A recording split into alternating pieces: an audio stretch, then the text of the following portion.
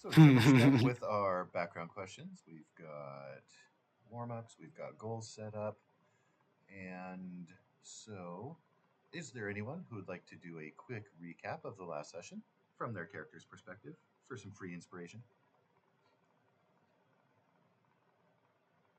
Um, Oh, yo. Come on, Ben. Hit it up, bro.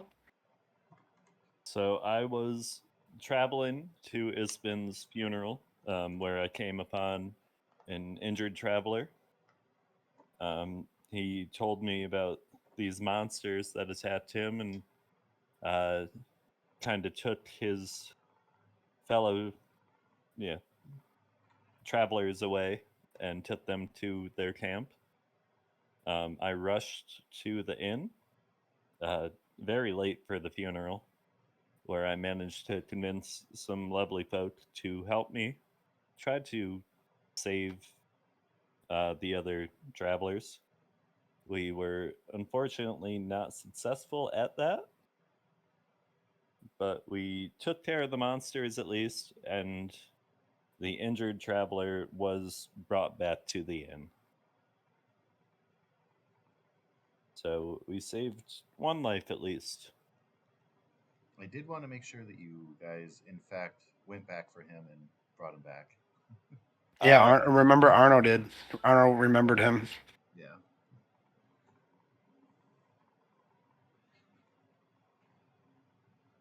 All right. We come running in, dashing like, and be like, "We'll save you," and kill the bad guys and just leave.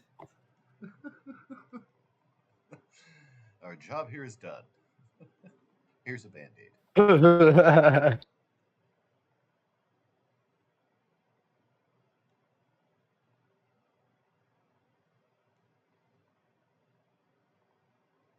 All right. So, any other notes? Any other character perspectives there? I think so. Alrighty. I'm gonna just let it float off that. Kane would like to add that the scary dwarf lady was very aggressive about me being there, and so I'm kind of apprehensive about her. But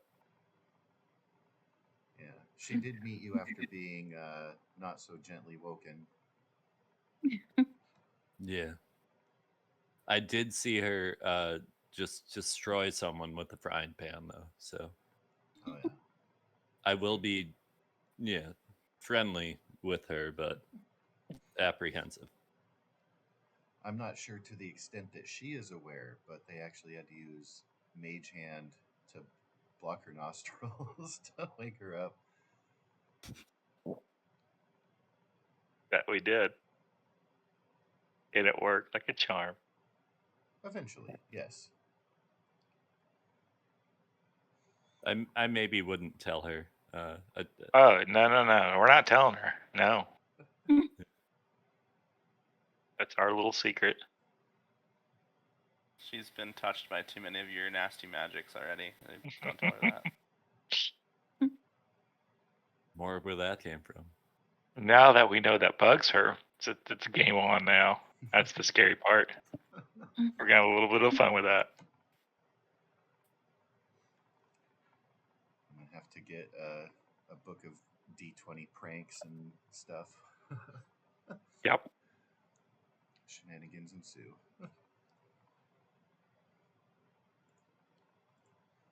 All right. Well, of course, after returning, the owner of the Brass Crab is able to get a room set up for the injured person, and they'll be recovering fine. Kane making them stable. Definitely saved their life, although the lives of their companions are lost, and most of their belongings pretty well scattered and unusable. Be at least one sad person at the Kingfisher Festival tomorrow. But let's see. Really, anybody can kind of come to their waking up first. I know Petunia had planned to linger about in the morning, kind of waiting for the rest of the group maybe to arrive at the keep to meet with Becklin. Did But we have a long rest? oh yeah, absolutely. Yeah, totally counts for a long rest. Everybody is fully rested. And the first person awake to go downstairs will find one very healthy, happy, awake Jacques. Looks like they've fully rested off everything from the night before, but they have kind of a distant look to them as if they're not totally there. Hmm. But they're present. You know, I would say Arno would also. Arno's an early riser,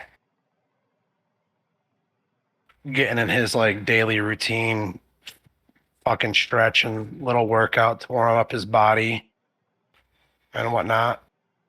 Do you do some blade practice? Is that part of your? I don't think I would do that in town.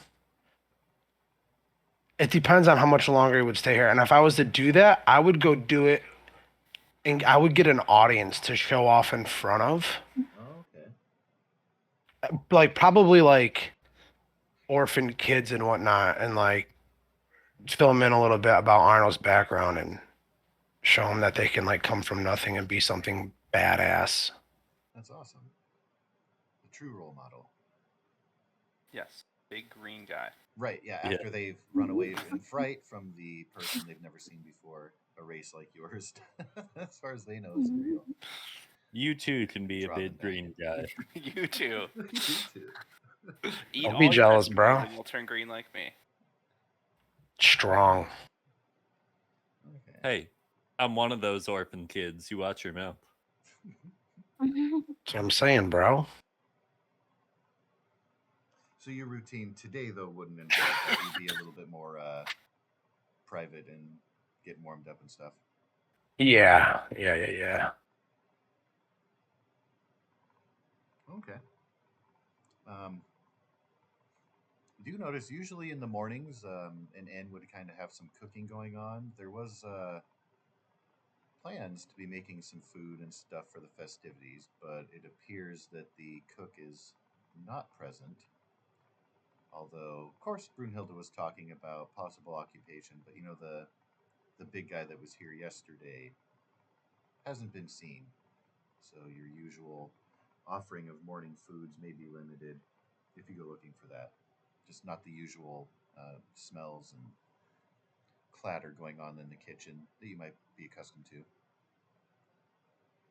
Okay.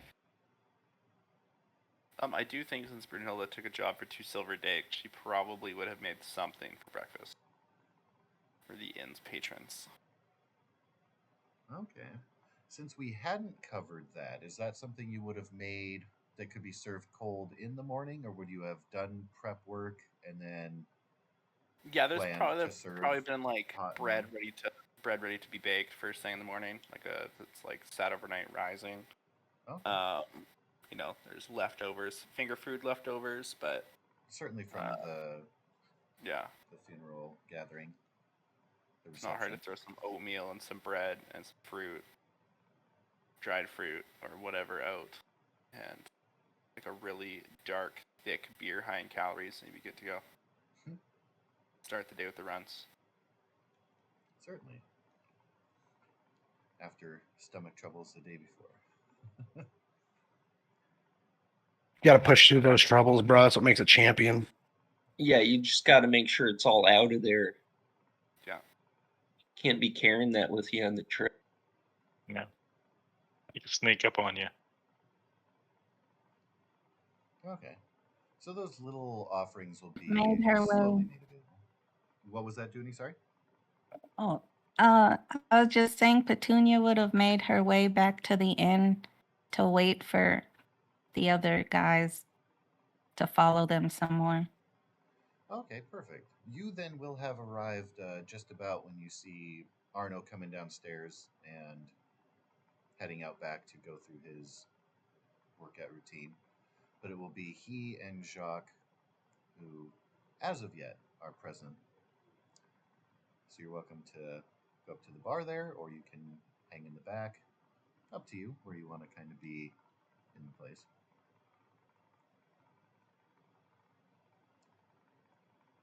Is there Somewhere. just kind of hanging about? Yeah. Okay. As you And come into town, you do see like right at daybreak, a lot of people are shuffling about. Usually, a village like this would be a little sleepier this time, but lots of preparations are being made for the festival, so there are tents and booths being set up. You do coming from the side that you were at, you'd see mostly activity on the docks and the wharf. So lots of fishermen kind of getting ready. Signs are being put up. A little bit of a clatter. Not everybody is up, but a few early risers. Not so much that you're intimidated. Definitely a bigger crowd last night that you had to deal with. Kind of ease you into the dealing with people, as it were. Is there anyone who will be particularly late rising?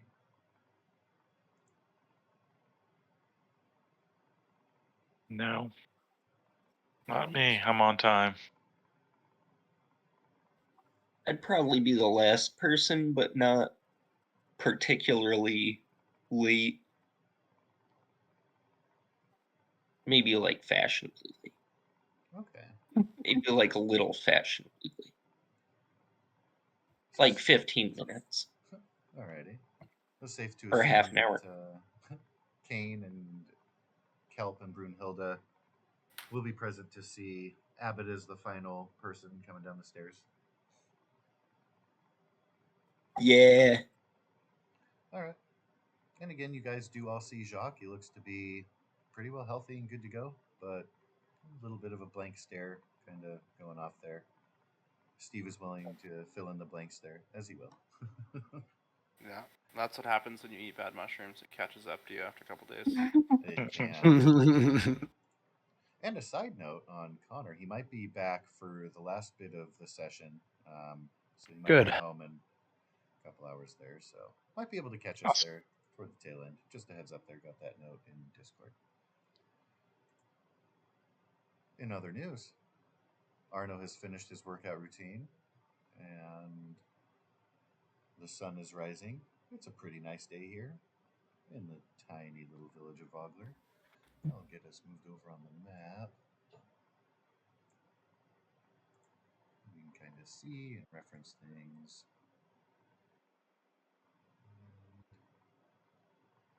Happy music will ensue. Let's zoom out a little bit there.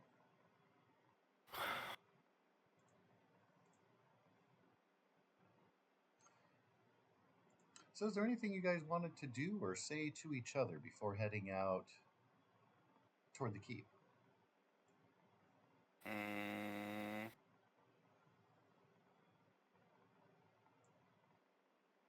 Nothing Necessarily. like particular. Just that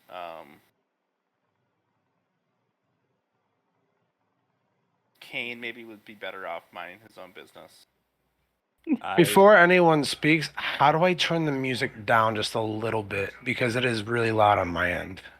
So you'll want to go to the gear wheel in the upper right hand corner and then go Audio to and video? Yep, audio and video, and then that master music volume. You are the best. Thank you so much. Yeah, I have mine set pretty low so that it doesn't interfere with talking and Yeah, stuff. I'll put mine down to 10. That's perfect. Yeah. All right, I'm good. Sorry. No, you're good. Also, just to add on to what Brunhilde was saying, Kane would be going to the keep with them, but separate, walking like 20 feet back. Okay. It would be your first time to take in the village and the limited sites that are available within. Just seeing it during the day since you had arrived at night. That'll be a new experience for you. Also, you haven't personally met Becklin, but you would have learned from the rest of the group that she's a Solamnic Knight, little getting closer up there in age, not out of fighting age, but getting a little bit older. And she has requested that the party meet up at the Thornwall Keep, where she resides, kind of go over things before the festival starts. Kind of a more intimate gathering for those with the VIP status at the funeral, if you will. So who are we going to go talk to again? That will be Becklin. Becklin. And So, go ahead. I will ask the group before we talk to Becklin. Does anybody do we need to talk about what we're going to ask, or do we have any questions for her as a group, or are we just going to go get just some general information? Brynhilda wants to know if she's getting paid for fighting monsters outside of the city, like less than 10 minutes away. And we'd Yeah. also like to draw her 2 silver pieces from the innkeeper this morning. Okay. You fought those monsters as a favor to me. So if anyone will pay you, I will pay you something. Okay. All right. And you are able to get your silver. You are requested. Yeah, Arnold's gonna speak up after Kane and go. What would make Brunhilde really happy right now is if you gave him half of what you have on you currently. That would put Brunhilde in a really good mood for the whole week. I feel like you should help him out or help her out.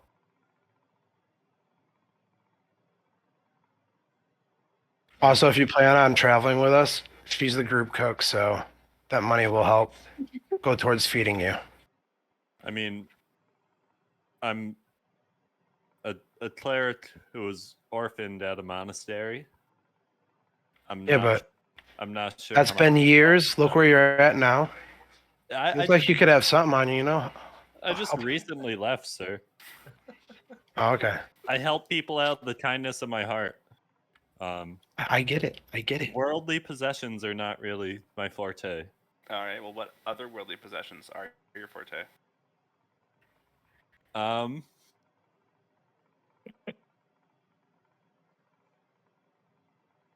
That is a good question. We're not there yet. Are we robbing our own party member right now? It's a friendly shake. No. It's.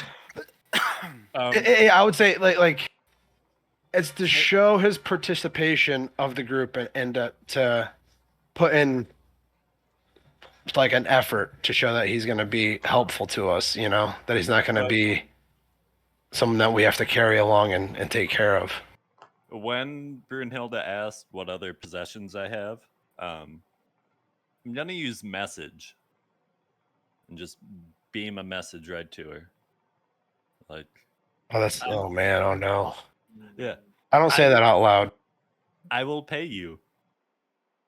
It'll be a little bit. And I am like 20 feet back. She doesn't want any of your filthy magic stuff.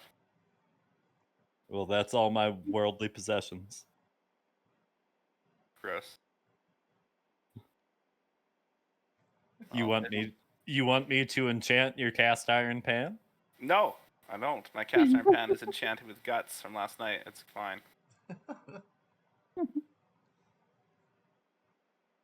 Petunia would not be liking this interaction right now. I'm kind of wondering as to the tone. Are you guys very serious? No. Friendly, genuine tone. When Arno got adopted, he grew up in a hamlet where everyone contributed every day and whatnot to see that everyone survived and was provided for. Well, that is a wonderful, heartwarming story, but stories ain't gonna buy me no in. So if it's not hard coin, sorry. On a mission. I'm coming from the same vein as Arno. I was taught to put others before myself and kind of prioritize everyone else's well-being. I know too that Jacques is all about being altruistic and healing. Maybe not all about, but that is certainly a major part of their background. How they met Ispin, etc. Well, Kane, Brunhilde will think on what is a fair recipe for your payment. Whenever you think of it, let me know. You Sounds just good. made the list. Good people are on that list, aren't they? Isn't that right? That's what you told me. Is what? Sorry? You told me that not all. You said my parents are on the list, and the good people are on the list. That's what I think, right? Yeah. Oh yes, yes. The best Okay. people Yeah. are on the list. Yeah, it's a good thing to be on that list. So maybe someday I can be on that list too with my parents. One can hope. One can wish. Are we all ready to venture off and go talk to our person, Brooklyn? Y'all ready? Yeah. And there's certainly Yep. not a sense of rush. You guys are up fairly early, close to daybreak, and festivities aren't officially supposed to kick off till midday. So yeah, there's a little bit of a lighthearted kind of laissez-faire feel. But yeah, as you guys head outside of the Brass Crab, you'll be taking the exit away from the water side. So you'll be coming out where the village circle will be to your right, heading toward the northeast. Thornwall Keep is in the northwest direction. A couple of major roads. They'll draw you right to it. It's a small, simple village. You really cannot get lost. I'm sober anyway. Um, so you are seeing things starting to pick up. Town is abuzz with festive energy this morning. Locals are still setting up stalls, hanging decorations, and everything. The closer you get, of course, you'll see that Thornwall Keep kind of looming overhead. And pretty shortly after you guys have departed from the Brass Crab, again, Kane was hanging back. Is Petunia also hanging back from the main crowd? Are you kind of parallel with Kane in taking up the rear, or finding your own place? Probably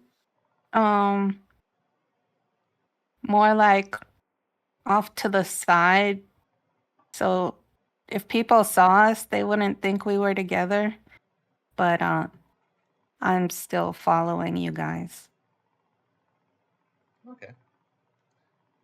So, given Do we know she's following us? Like, are you just kind of like shy, kind of following us, or are you like full on creeping on us, sort of thing?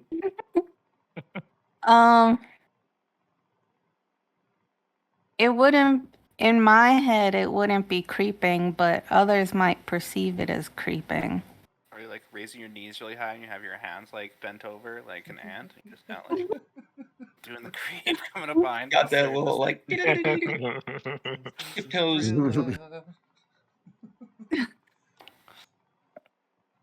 So while Petunia thriller dances down the thoroughfare, so Kane, you will be closest to the voice that shouts out. Young voice. Good morning, Beckland's friends. Very cheerful, upbeat. I'm glad I caught you. There's a short shop doorway from which steps a young man, no more than 20 years old. He has a sword hanging at his hip. It looks like he's kind of wearing it more for comfort than actual practice. People who are actual swordsmen will know that having a battle ready sword at the hip is less comfortable than having it kind of casually hang, and his is a little more casual. Just as a note of observation. He's got a cloth sack in his arm and says, "Hey, I'm Darrett, Beckland's student. I hope you haven't had breakfast already." Very wide-eyed, upbeat.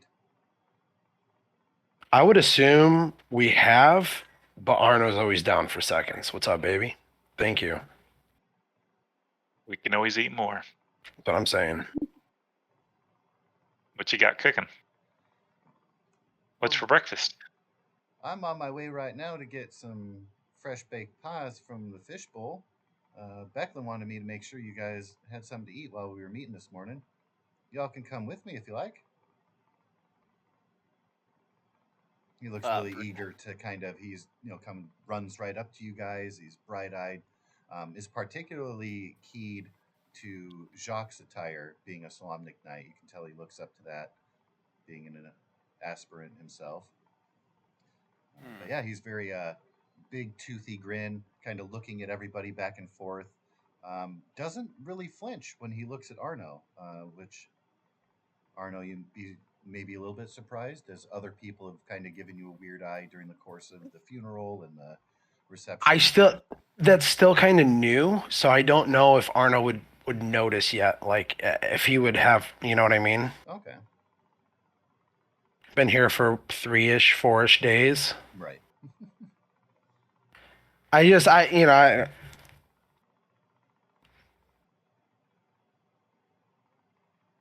don't think he would pay attention to that shit.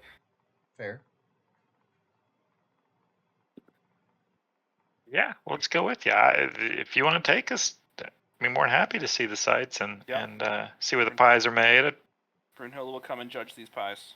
God dang it, Brad. Oh, that's so great. It's really, really cool you guys are here. Isbin was a nice guy. Sorry about your loss. He kind of trails off there, and then, after kind of being a little bit sad, turning his head down, kind of brightens back up. He's like, I'm actually really excited to try these pies because my birth mother was a famous pie maker where I come from, but she passed away before I ever had a chance to try any of her delicious pies.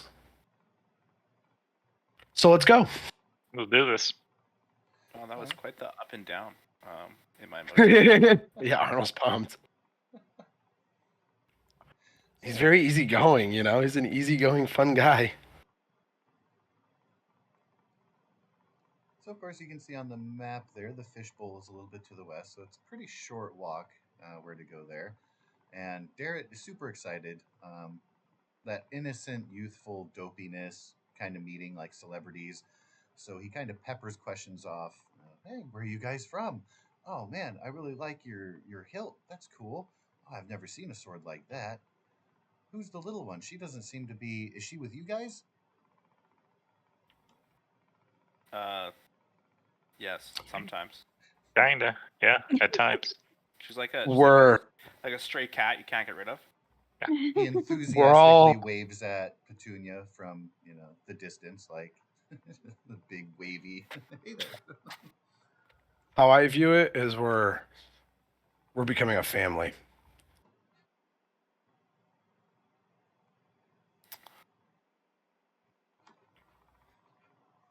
Certainly. And as far as the sword goes, this is from a completely different plane of existence that was passed on to me to create a story of greatness with it. And after my story has been ingrained to the sword, I will find someone worthy that I can pass it down to. Wow. Some would be lucky to be your student. You look pretty tough. Are you going to take part in the battle today? We got mercenaries. The Ironclad Regiment. Cudgel is here. They've been training the militia, and they're going to be making it. We haven't had a battle scene like this before. Oh, I will definitely be taking part of said battle. He kind of grabs his sword, not in a threatening way, just kind of like a subconscious Like- acknowledgement of it. And he's like, "Oh man, it's going to be so fun."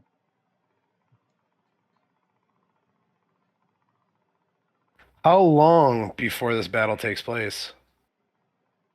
Well, that's going to be in the evening. We have the festivals during the day, and then we try to give people a little bit of time. He kind of lowers his voice and looks around. We kind of like people to sober up a little bit. We don't use real weapons, but people can still get hurt. A couple years ago, never mind. I'm not supposed to talk about that. He kind of looks over his shoulder again and is like, but anyway, here this is the village circle. And he kind of opens his arm with a gesture, kind of showing off the central tree, where a couple major booths are going up, trinkets for sale, little tiny kids games, kind of like ring toss and that sort of thing. Very simple little games being set up there. The more quote unquote adult games will be usually at the docks and the Brass Crab and that sort of thing. He says, "Hey, Okay. I'll run in and get the pies. I'll be right back."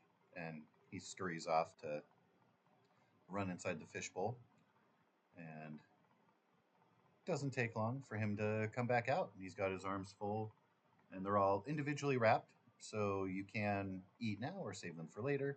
And he goes about kind of trying to deal with the unwieldy bundle of them all, trying to hand them out to everybody. They're breakfast meat pies, so there are some fruit, nut, berry things mixed in there. It's not a dinner pie, as it were. And Brunhilde has rolled a 15 to what? Oh, just to see how she felt about those pies, and she feels that they're very nice pies. Your assessment of them is that they're all very, very consistent. Um, as far as your palate, you know that you would personally like to make improvements, but you can tell they're kind of set up on a mass production schedule for today, and they're good in their consistency. They're well cooked. They're not winning any awards in a contest. They're not going to place super high, but it's a good breakfast. Perfect. She will eat her pie and make sure to brush any crumbs out of her beard. You get a giggle from Darrett, who kind of sees you kind of playing with your beard. You don't think you've seen a beard on a lady before, and you can tell that whenever he looks at you, as much as his eyes want to be drawn to the pan, which is always at your ready, and a little bit of an interesting accoutrement, he's always drawn back up to the beard. He can touch it for a copper. Do you tell him that? Yeah. He instantly goes red and blushes and avoids eye contact. Is like, oh shucks, and I'll continues. give him a hearty dwarven slap on the back and tell him that it's all fine. Don't worry about it. Kind of chuckles and stumbles a little bit with the slap to keep his balance. Manages to maintain his hold on the remaining pies. And he kind of goes out of his way to deliver to Kane and Petunia, if you guys are still a little bit distant. Yes. I will take the pie, but I will not eat it now. Same. Chow down on that thing. So he nods and kind of smiles, looks at people. He's now avoiding the gaze of Brunhilde, but the others who are eating, he's like, oh, pretty good, huh? Yeah. Good stuff. I nod. Could I, like, do a perception or Face something? full of food. Look at the people who are eating it to see if anything's up with it? You may I'm not. have a look, certainly. This dude's been too genuine, bro. He's too nice. That's what I'm saying. Too nice. Yeah. You may make a paranoid check if you like. 1 second. Also, when he gives the pie to Petunia, she would raise it up as like a thank you, and then put it in her pouch. Okay. He would return the gesture with a little bit of a wave with one of the pies wrapped in his hand. And as far as Kane can observe, it looks like people are enjoying them. You're not getting gasps of, oh, this is the best thing I've ever had, but subtle nods of like, yeah, pretty good. And you don't see anything awry. There's nothing, doesn't look like there's any weird ingredients. You don't see weird berries or anything that stand out as being concerned. Okay. Still won't eat it, but feel a lot better about it. Certainly. All right. So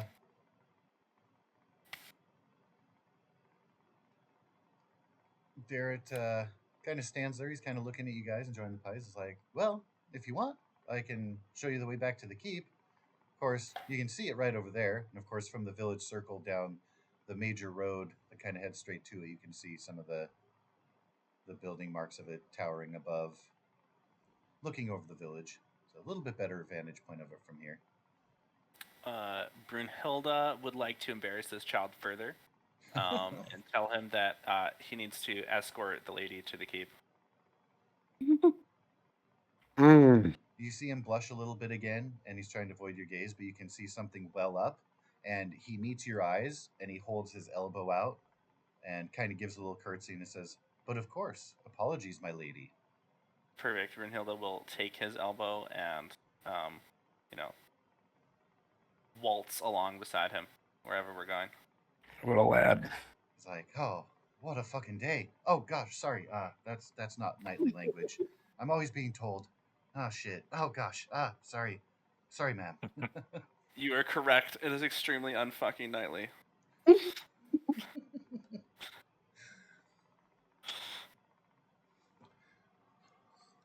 So, in getting closer to the keep, you've now got a much better look at it. Of course, when you arrived through the river gate, it was up on the cliff. So, now taking kind of a separate road up to the other side, get some of the details of the ivy clinging to it. Again, 3 stories, tallest structure in the town. So, from here, you can see quite a bit of the landscape up on this cliffside here. And of course, you can kind of see the lay of the map there up by Thornwall. Those of you who are looking at the map. And you can see Becklin kind of waiting by the front door there. She's wearing pretty simple clothes, hasn't gotten fully dressed with armor or the accoutrements of the knights, just a simple shirt and breeches. Darrett kind of runs ahead of you guys, approaches her, gives a nod to Brunhilde as he releases her arm, and hands off. He attempts to hand off the pies, but she has her arms folded and she just nods to the side, and he goes inside the door to go set those down. What was this kid's name again? Darrett. D-A-R-R-E-T-T. Darrett. Yes.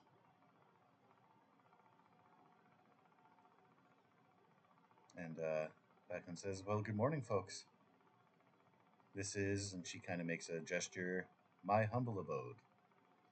Mostly a library. Here, we've got a room upstairs." And she kind of walks inside, expecting you guys to follow. Doesn't wait for others or doesn't have you guys pass in front of her. She kind of says, "Come on in." Very casual, like. Well, in behind her. Looks like we're going in. Sorry, we're going in. The wife came down with a drink. We're going somewhere? So there aren't there isn't a place to sit for everyone. So I don't know if anybody is more apt to stand or sit, but in that regard, there are a few chairs, but there will be a couple people standing.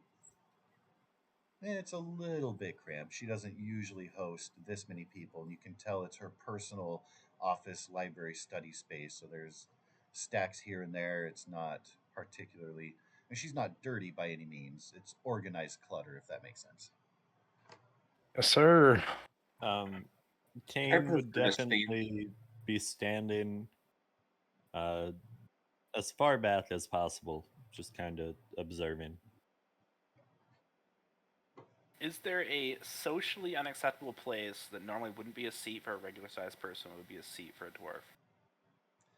The best of that would be a stack of books, although they're not really thick books, so the balance would be off a little bit.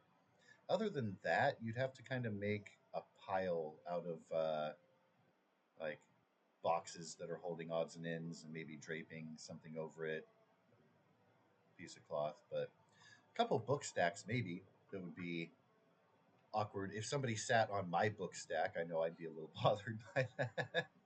But Yeah, we can like push some books against the wall so you have a backing to it, but you're still not like standing. You can still sit. okay. A boot in a hand to like steady it and slide it across the floor and up against the wall, and then have a plop down on there. All right. Since you have braced it against the wall, you've got it pretty stable there. I will not require a dexterity check to keep your balance sitting. Becklin doesn't really seem to pay that any heed. She kind of nods. The group says, "I'll be right back. I've got something for you." Meanwhile, Darrett is off in the corner. Um, he attempts to offer his chair to Brunhilde, and when she creates her own chair with the books, you can see him kind of look around, and he gestures to Petunia, being the other lady present. Kind of says, doesn't say anything because his mouth is full.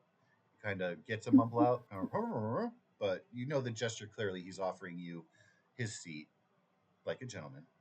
This is the young lad. Yes. I'll pat my lap and come sit on my lap.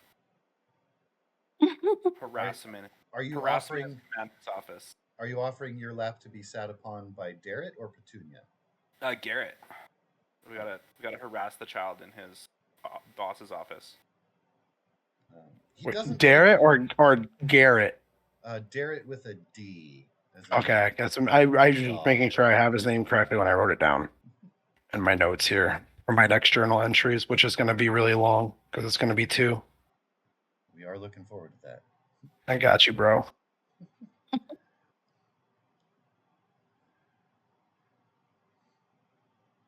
So he doesn't take that offer seriously. He kind of laughs and holds his hand over his mouth so he doesn't spit out what he's chewing. And he kind of meanders over to hover in the area of Brunhilde, going back to his sheepish, not making eye contact. But looks like she has made a friend or a fan.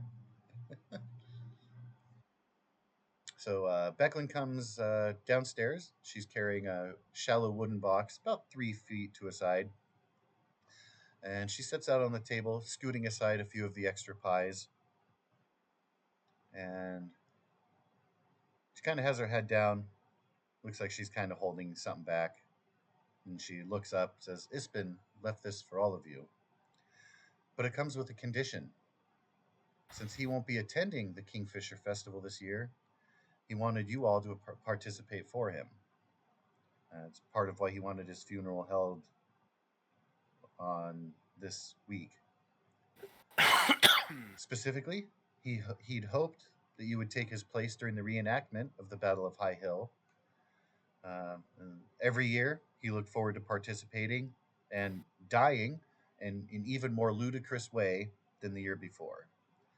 And you guys will remember a couple of those tales from the night before when you had the funeral reception, where a couple of the other guests had mentioned, "Oh, I remember the battle a few years ago when he tripped and fell and rolled down the hill and got up and then rolled down the hill again with the death throes," and everybody kind of chuckles. And so, he kind of had that nature and had a good time with the festival, and particularly the Battle of High Hill.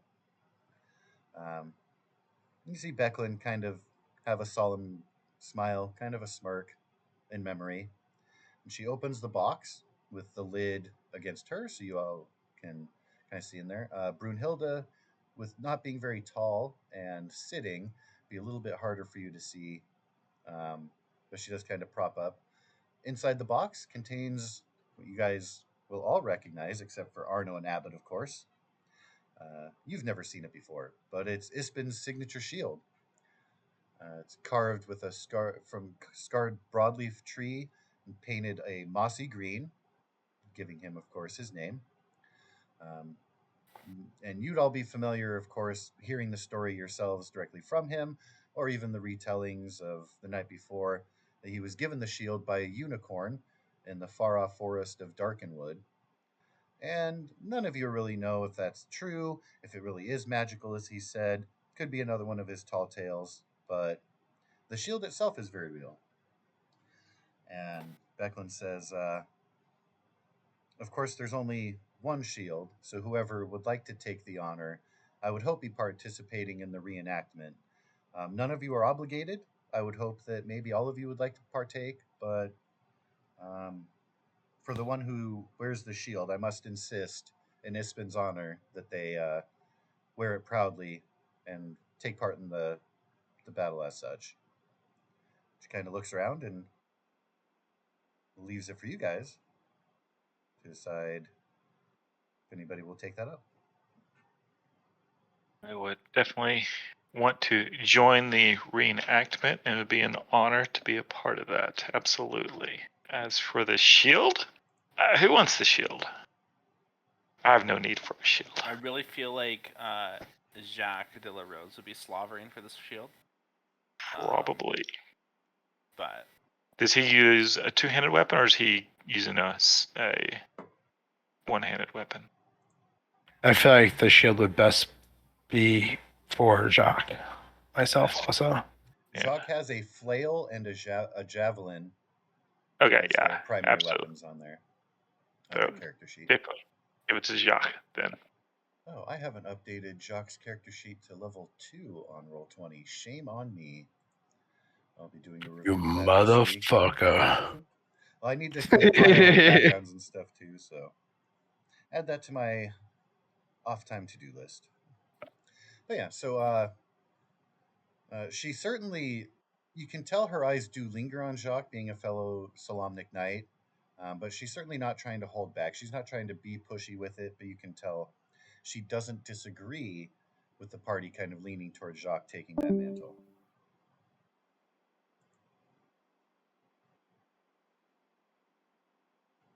lots of Dooney. Yeah.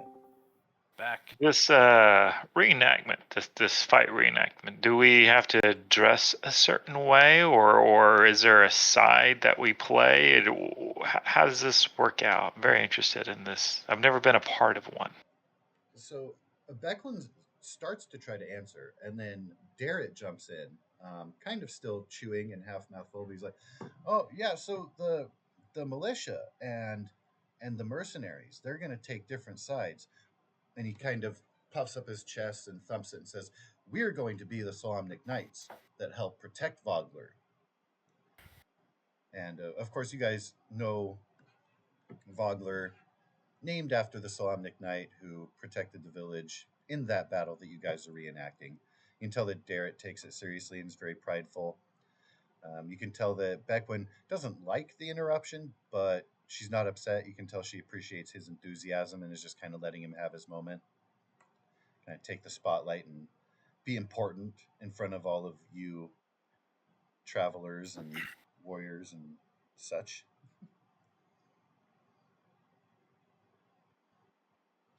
He kind of gestures. Of course, you're inside, so you can't see the hill, but he gestures behind him like, "Oh, the hill outside of town there. We're all going to gather up in the evening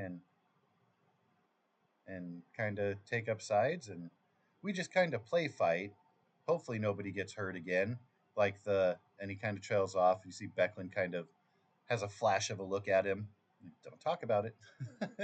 He stops and trails off. Brunhilde would like to know, she's not up to snuff on famous historical battles in small towns, but who is the opposing side? That was the Knights of Ishtar. Knights of Ishtar. Okay. And of course, Ishtar being responsible for the cataclysm and such. This would have been a time before Ishtar and the Solamnic Knights were kind of on the same side. As you know, some people blame the Knights for not doing enough to stop the cataclysm, or maybe they had something to do with it, but it was the Ishtar kingdom that was a big deal. And yeah, Brunhilde will. She does owe Ispin Greenshield a favor. Doesn't quite kind of balance her sheet, but she will participate if that was his request in this mock combat. And take it as seriously as possible. She would also. It has just popped into her head that maybe the commander should know about some monsters that were like, I don't know, 15 minutes outside of her gate last night. she says, "Oh, really?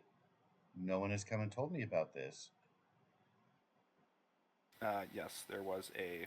We killed them, the ones that were there, but there is a living witness, a survivor from an attack at the Brass Crab Inn, resting there, and this gentleman here, with the shifty magics, Kane, he led us to this camp. She Yeah. sighs and bows her head. She just doesn't like the bad news this morning. She was in a good mood, and now she's kind of like, there's always something. Go ahead. They were kind of dragonish humanoid. Have you encountered anything like that before? I have not, and I've been around here all my life, and I've never seen anything like that. They were kind of like humans, but dragons. With a heavy sigh, she says, "There have been rumors. I really hoped it would be nothing more than that. You all had an encounter on your way here Yes. before that family picked you up on the road. So Yeah. was it Second encounter. was it the same creatures or was this a totally different attack? Same type of creatures. Right. Yep. And of course, you guys know that while there were a couple of extras that you hadn't seen on the original battle scene, it was the same ones responsible as Arno did decapitate the one who stabbed him nearly to death. Mm-hmm. Yes. So you're unsure if it was a limited skirmish, a raiding party, the only creatures like that exist. Maybe they crawled out of a hole and you happened to dispatch them. Don't know. No idea. Haven't seen them before. Other than Arno, of course, being bothered because they're like Dragonborn, but they have wings and they're bigger, more savage, but they're familiar-ish to Arno and Abbott more than anyone else. Yeah, that's what I'm thinking as they have this conversation. I'm like, they don't have anything like that here. Not even like the normal.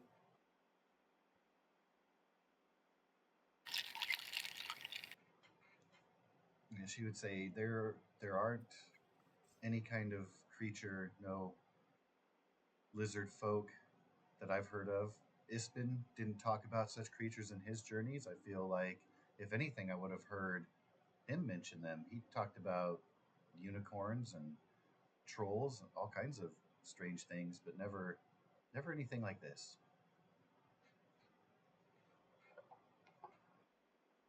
You can tell that on the side, Darrett has gotten very quiet and has stopped eating and is just transfixed on this conversation.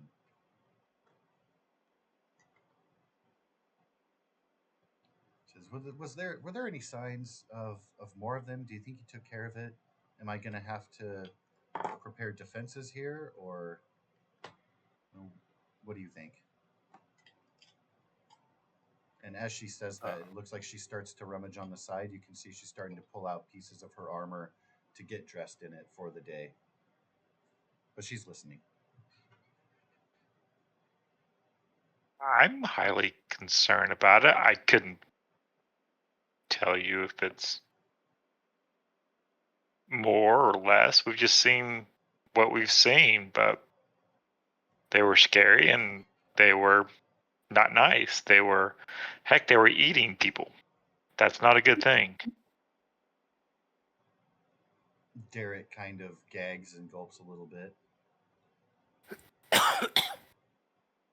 Just like that. Are you not concerned? She stops messing with her armor and her tunic and stops and puts both hands on the table and looks in and says, with everything going on, I have to take everything seriously. This village, if there was something else, this village can't deal with more than bandit raiders. Our militia is getting some pointers from the mercenaries, and they've been very good, very patient with them. Cudgel is a dear friend and is doing her best with them. But the rumors I've heard, I mean, they're starting to spread further away. It seems like this isn't an isolated incident. I don't know. Something feels wrong about this. And she kind of falls back into her thoughts and goes back to strapping on some gauntlets and the like. With that, you hear from the roof a large snapping sound and laughter, kind of high pitched, ha ha ha. And Darrett kind of sits up, says, "He got the gnome flinger working. Oh, that's going to be great." And he rushes upstairs. And Beckwin kind of shakes her head. Says, "Yeah, they're using that catapult up top for rides. I sure hope nobody gets hurt. They said they tested it. Sounds like they're going to be using that as one of the events for the festival today." You can tell she doesn't really like the idea. You're gonna have to give us a little bit more of explanation of that. It sounds very interesting. What do you mean a what would you call it? A gnome Gnome flinger? flinger? What? That's what Derek called it, and it kind of stuck because the Can we she go look at it? puts her fingers on the bridge of her nose by her eyes. You can tell she's kind of frustrated by it. She says, "I left it there because I thought maybe it'd be a deterrent. It looks like a catapult, but they just turned it into a toy." And seeing you guys waiting for an explanation, she's like, "So it's a catapult for people, and he made this weird backpack shirt suit thing that will have a balloon pop out of it when you're flung into the air so that you land safely. And it hasn't malfunctioned, but it gives me the willies. You won't see me going near that thing." Kind of has her hands out in front of herself, like, "Not for me." Is there a certain size limit or weight limit for this ride contraption thing? No, it's designed for full people. It's just Oh, that it seems like more the kids have been more brave and interested in it than any of the adults. Darrett, he's just kind of at that age where he wants to be a knight, but I don't know. It's a wonder sometimes that he doesn't sleep with a teddy bear still. Um, There is an I would. art handout, by the way. I have added art handouts as you guys have unlocked them through progress. One of them, you can see the gnome Oh yeah, I flinger. see the art handouts at the bottom. Yeah, at the bottom. Yeah, I was looking at those. Kane looks badass. is kind of always looking for new knowledge to consume. I would definitely like to check that out. She says, "Well, I mean, yeah, if you want to, go ahead and follow him upstairs." Until she's like, she just doesn't get the appeal of it. It is not for her. And, she's a soldier. She doesn't like an instrument of war being turned into a toy. You can tell that kind of bleeds from her. But she's like, "Yeah, I mean, by all means, we still have a little bit of time for the festival. Although you might want to make it quick. They'll probably be having the opening speech and kicking things off here in a little bit." And she goes back to strapping her armor on, but has given you leave to head upstairs. Anybody who wants to check it out certainly may. I'm curious after to know about the upcoming battle, so I was gonna ask Dare a bunch of questions like what size or factions, what weapons do we get to choose from, or armor, so on and so forth, and what's the point of the game, or if it's a game or reenactment, and if there's sides and I'm to be on a certain side, do you want to be like do you want to be the kid that like watches over my double-bladed scimitar while I partake in the battle, and you can watch how greatness is performed in the art of battle and see me at my most potential, which is in war? So he does pretty well at kind of keeping up. You kind of patter questions at him. He's pretty quick to respond. He's very enthusiastic. Only pauses a couple times in heading up the stairs to the top of the keep to kind of look back and really kind of make his point.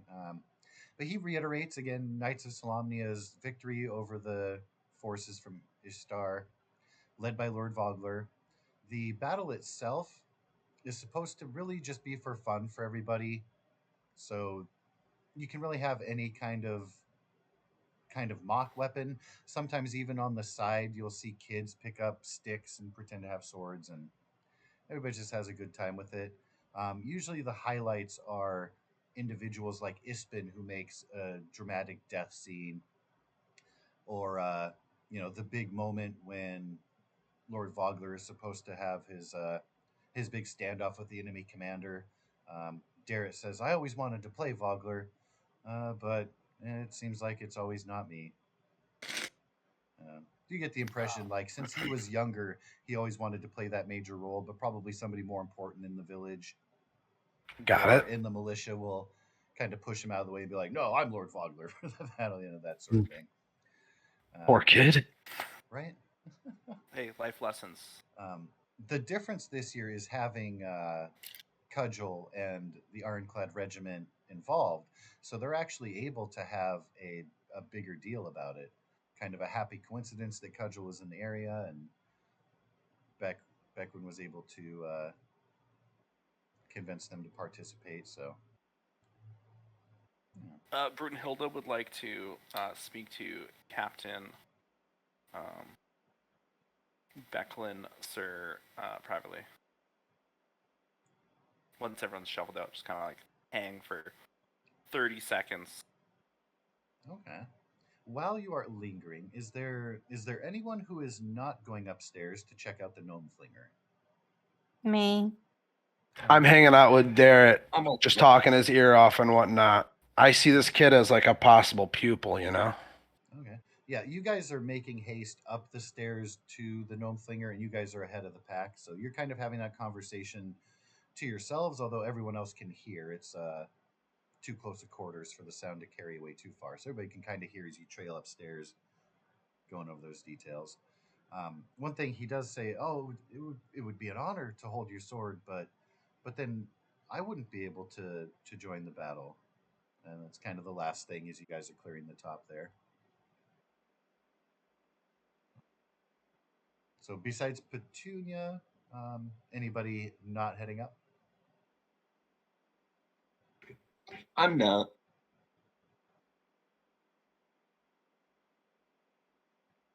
Okay. So I feel instead, like if something happens, I want to be downstairs. don't want to be caught with no way out and boxed in. Exactly. Definitely fits the character. Like picking a table in the back that faces the door. Okay, so with Abbott and Petunia kind of lingering still downstairs, Becklin will kind of gesture and say, "Why don't we just kind of head outside here? There's a place kind of around the corner here. I've got a few simple garden that I've started. That should be well away enough from everyone if you need a private word." Excellent. So she'll lead you around the corner. Again, you can tell on the map there's some of the ruins of the outbuildings and such. So where the front door faces directly the road leading up, she'll kind of lead you around the corner to the north side of the building, where she's got a little bit of a garden stall kind of set up. Very humble plantings going on there. A couple tomato plants sprouting and the like. As you know, dwarves have a great sense for those out to do mischief. And I would like to keep you informed that the strange green one appeared and claimed to have come through a portal from another plane of existence with an unknown wizard. And shortly after, we started seeing dragons, or these monsters attacking people. And I think that there's a link there. She says, "Oh, really? Yeah. He bears the armband of invitation. I can't say I remember Ispin speaking of such a fellow, but I mean the messages were magically protected when they were sent out. Ispin called in a lot of favors to make sure that there weren't complications. I'd be pretty shocked to find that there'd be an imposter among us. But Well, in these my times, experience, yeah. In my experience, if it clucks like a chicken and drops eggs like a chicken, it's probably a chicken. she chuckles at the reference and says, "Well, I'll certainly keep an eye. I mean, you've been with them a couple days here. Have you seen anything strange about him?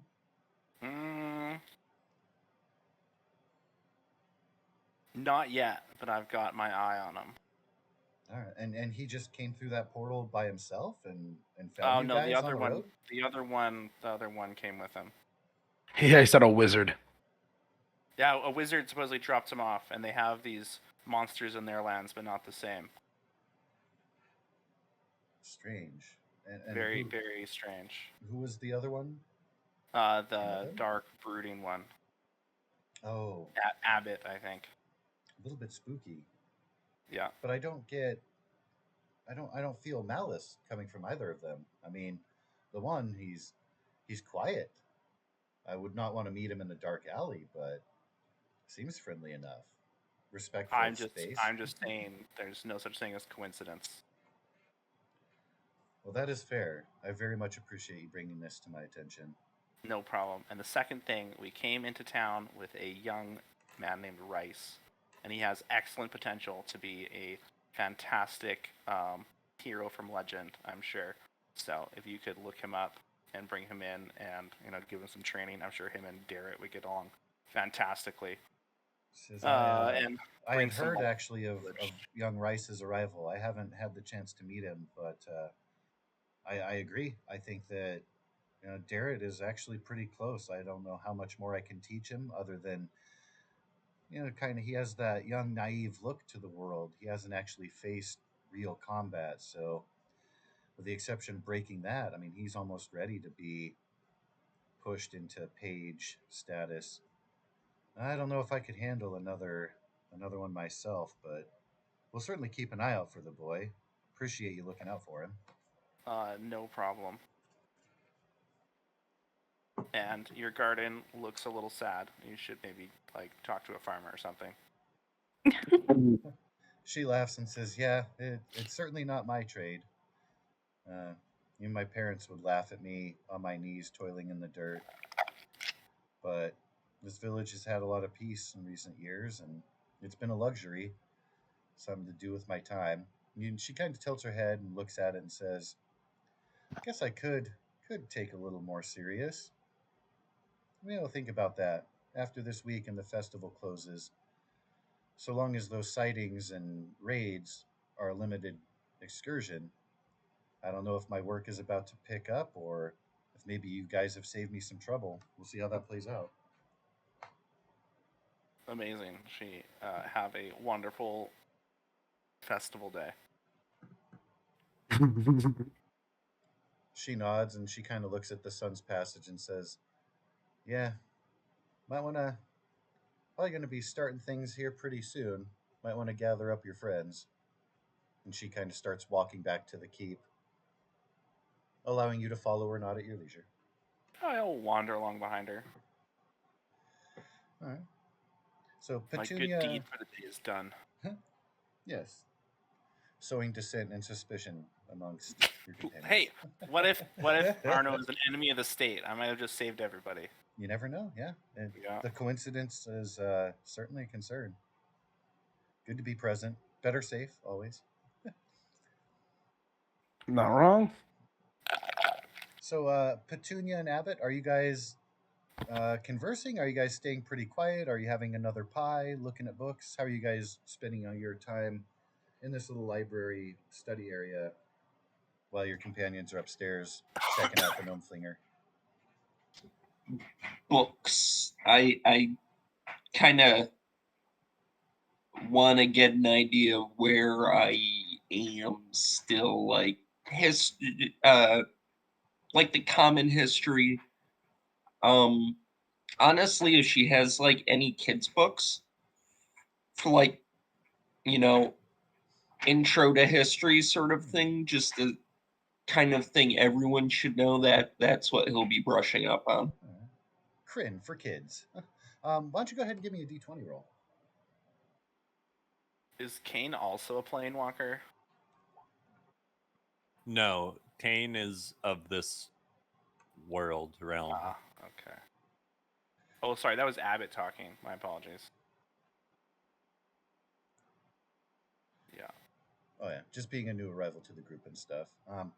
And I don't know, by the way, we can, of course, address that later on. I don't know if we actually settled on a hometown slash region for Kane, but on the main map, I have everybody's hometown indicated by their like little token and stuff. Something we'll want to figure out and shore up for future reference. Got it.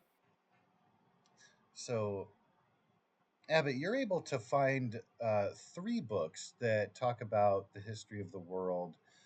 One of them is more on the political borders and is from the perspective of the Solamnic Knights.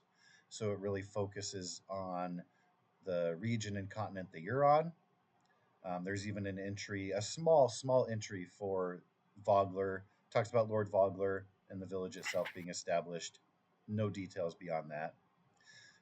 Another one is about the flora and fauna, and it's kind of a general world look, like kind of like a farm animals book for kids, if you will, but does branch more into a little bit the lower level fantasy creatures, goblins and trolls and stuff, things that go bump in the night. But again, focused toward a younger audience. And then there's another book, and do you speak Elvish? I do. Okay, so there's an Elvish tome, and it looks very, very old, and it is about the gods, the old gods that were here before slash caused the cataclysm.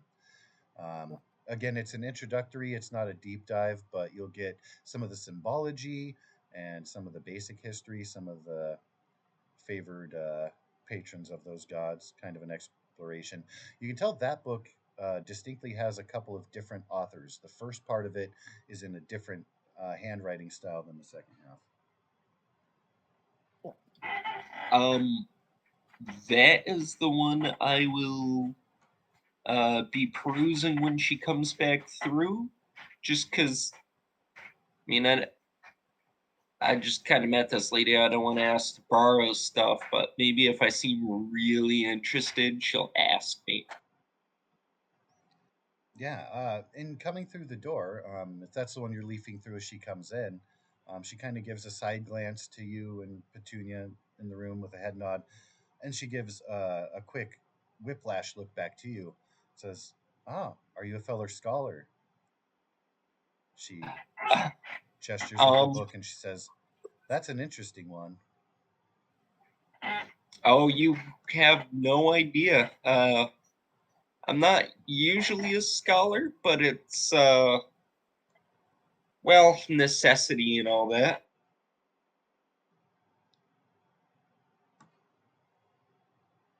I will show her my holy symbol that she's never seen before, and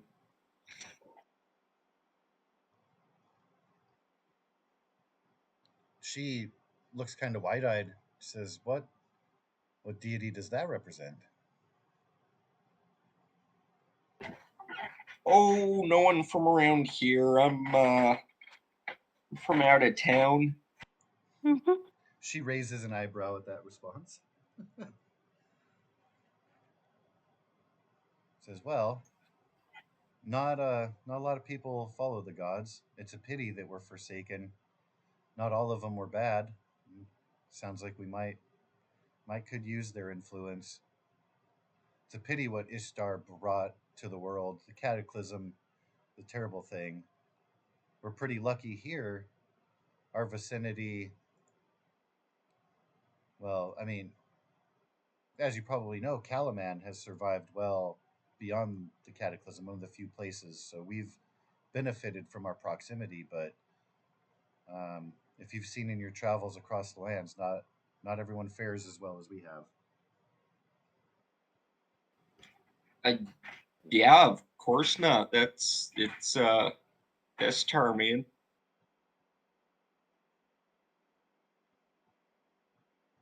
Says, "Well, if you'd like to talk later, I I'm actually a student of local history. I'd love to get into it. I could go on about this keep here and the dwarves that came and helped Lord Vogler build it. And well, I really should be getting ready, but And you can tell that she really wants to engage with you and get into the history stuff. Like you've actually tickled a passion of hers, but she has responsibilities that she has to get to.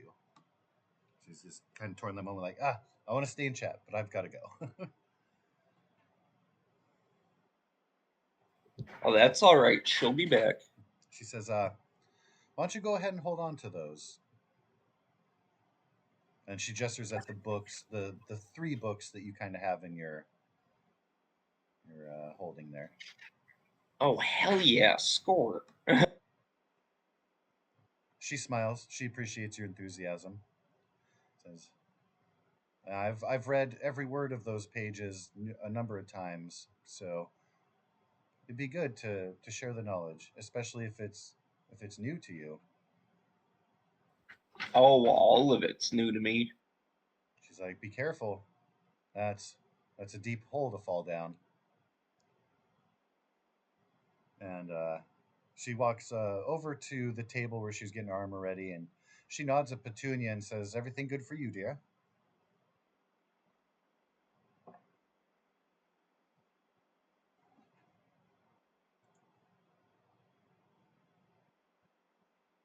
Is Petunia shy?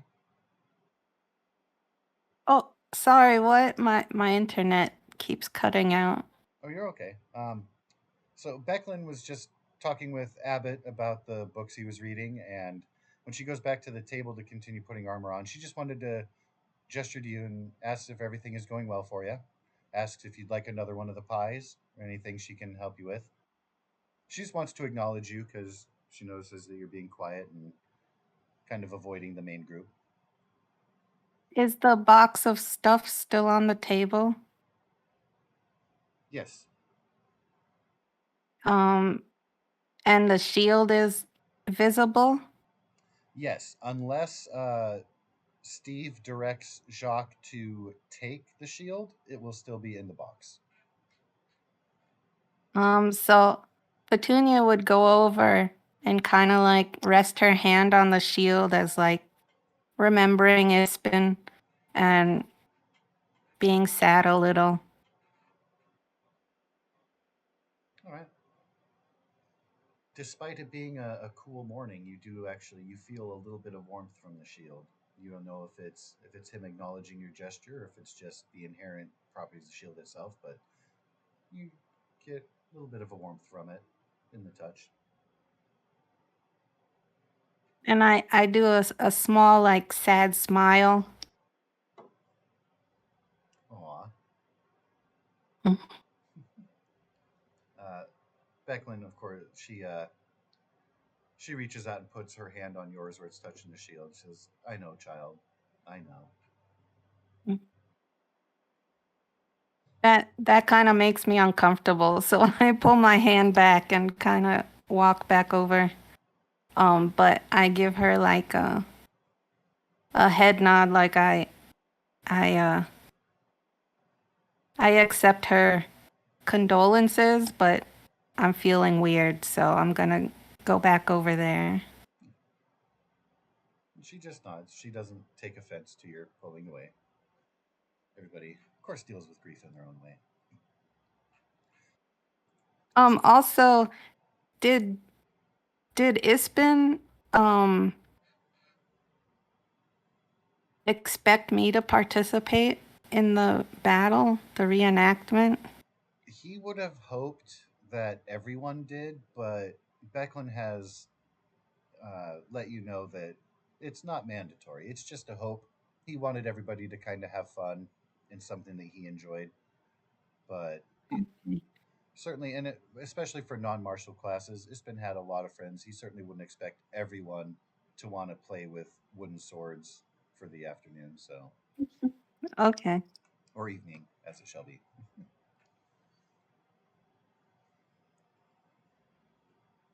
All right. So, meanwhile, Arno and Darrett have breached the top while these other conversations and such are going on, and uh, presume Kane and Kelp and maybe Jacques will be following behind. Brunhilde, of course, she goes upstairs. It will be after they've been up there for a minute, but Arno and Darrett are the first ones to arrive up there, and you see a makeshift catapult It's been altered.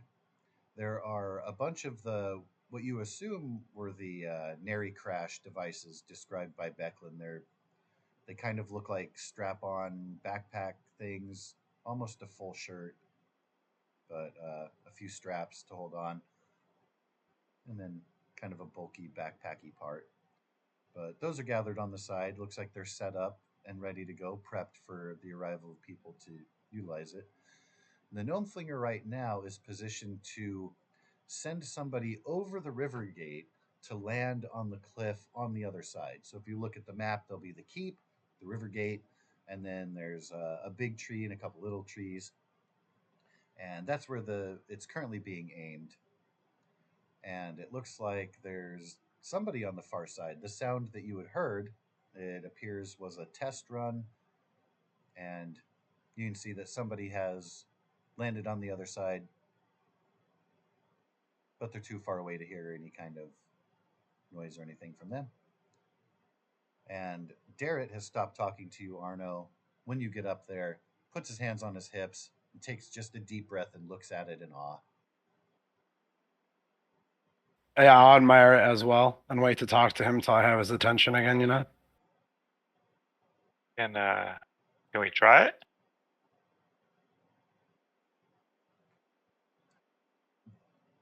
If you say that out loud, there is a voice kind of from the other side, kind of oh, visitors?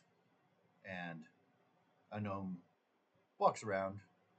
I actually did not note down what is this guy's name. I feel like an idiot.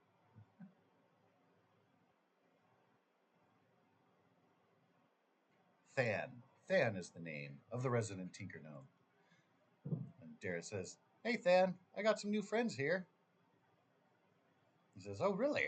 And he has some goggles that he pulls from his eyes to put on top of his head. He says, "What do you think?" Are you the mad genius behind this? Was it a gnome slinger? Is that what you called it? Gnome Flinger, yes. And I'm not mad. Slinger. I'm in a great mood. How does it work? He says, "Well, you put on one of the Nary crashes over there." He points at those backpacky strap things. And says, "And you climb up top there." He whisks his arm over with his finger pointing to the main part of the catapult, which has been replaced from like what would be more of a circular thing to shoot like rocks and stuff. It's been turned into a flat with like a tarp canvas stretched across, as of course the picture will detail. He says, "And then when you're up there, I pull the lever here, and off you go." And he, with both hands, kind of makes a whooshing gesture toward where the other guy has already gone. He has a big grin. One of his front side teeth are missing, but besides that, How safe is this? Says, So, as you're asking that, Kane briefly admires the build of it and just immediately volunteers for the sake of knowledge. I need to see this firsthand. I'm absolutely cheering you on. I'm so excited right now. I'm fired up. I will meet you at the keep. I am not taking place in the reenactment. Yeah. You're not going to the reenactment? I'm not one to really take sides in a reenactment or theoretical battle, or any battle for that matter, unless there's something prompting me to. Maybe you could just watch us. Well, you took sides pretty quick last night. That was for the sake of saving a life. But in a reenactment, that's no one's really at risk. No one really needs me. The gnome kind of slaps your knee because it's closer to his height range, as it were. Says, come on now, Sonny. It's all for fun. All for show. Lots of spectators. The whole village will be there." And then he looks back over and says, "Of course they're safe. He made it across." And he points over beyond the gate. He says, "Now, I wasn't going to have this ready until the kids showed up here." But, and he kind of looks around and rubs his hands together. "Oh, I'd love to give you a go. Who wants to take a run?" Kane immediately raises his hand.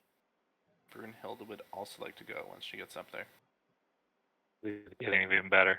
All right. So, I Brunhilde, want to you'd see be it getting there fly. about when that conversation's happening. Perfect. All right. So, I just want to get the Now, details here. What was that device called? A nary Nary Nary- crash. nary crash. So, so you don't fall to the ground as quickly. And this is not visible to players. I don't know why, but I've just showed you the Nary crash. Hopefully you guys can see that on your screen now. Backpack-sized device holds a balloon-based parachute. If you fall while wearing this device, you can use your reaction to deploy the parachute. Once deployed, the parachute rapidly inflates, and you descend 60 feet per round and take no damage from falling. And then it gets a little bit wonky when you're closer to the ground. Sometimes it's a rough landing, but you'll be okay. That looks totally safe to me. Yeah. And Yep. nobody in the party is large size, so nobody's too big for it. He kind of takes a second look at Arno, tilts his head, looks back at it, and says, "Yeah, you guys should all be fine."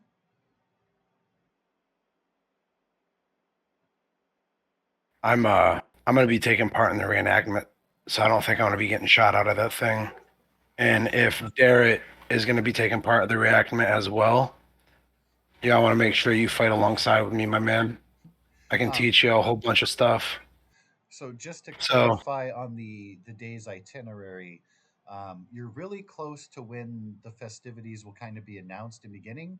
The mayor is going to give a speech, things are going to kick off, and then all of the booths and contests and stuff will open up. In particular, there's a big fishing contest. We can talk about the games and stuff when we get to there. But the mock battle itself won't be until later on, closer to evening, not quite sunset, because they want to have enough time to have daylight. But right I on would that- rather that- use that far time. later end. So I there would is time. rather I would rather use that time to talk with Darrett and go over tactics and strategies, so on and so forth, with him, and practice with him and teach him what I can before the reenactment to get him, like, to boost his confidence and his morale, training with like someone who has spent over a decade learning his trade. Says, "Oh, well, that would be great, but we'll still have time for some of the games too, right?" I mean, possibly at He says, as you're starting to kind of answer, he interrupts. I'm getting pretty good at darts. They won't let me do the drinking contest. Maybe this year. I'll have to ask.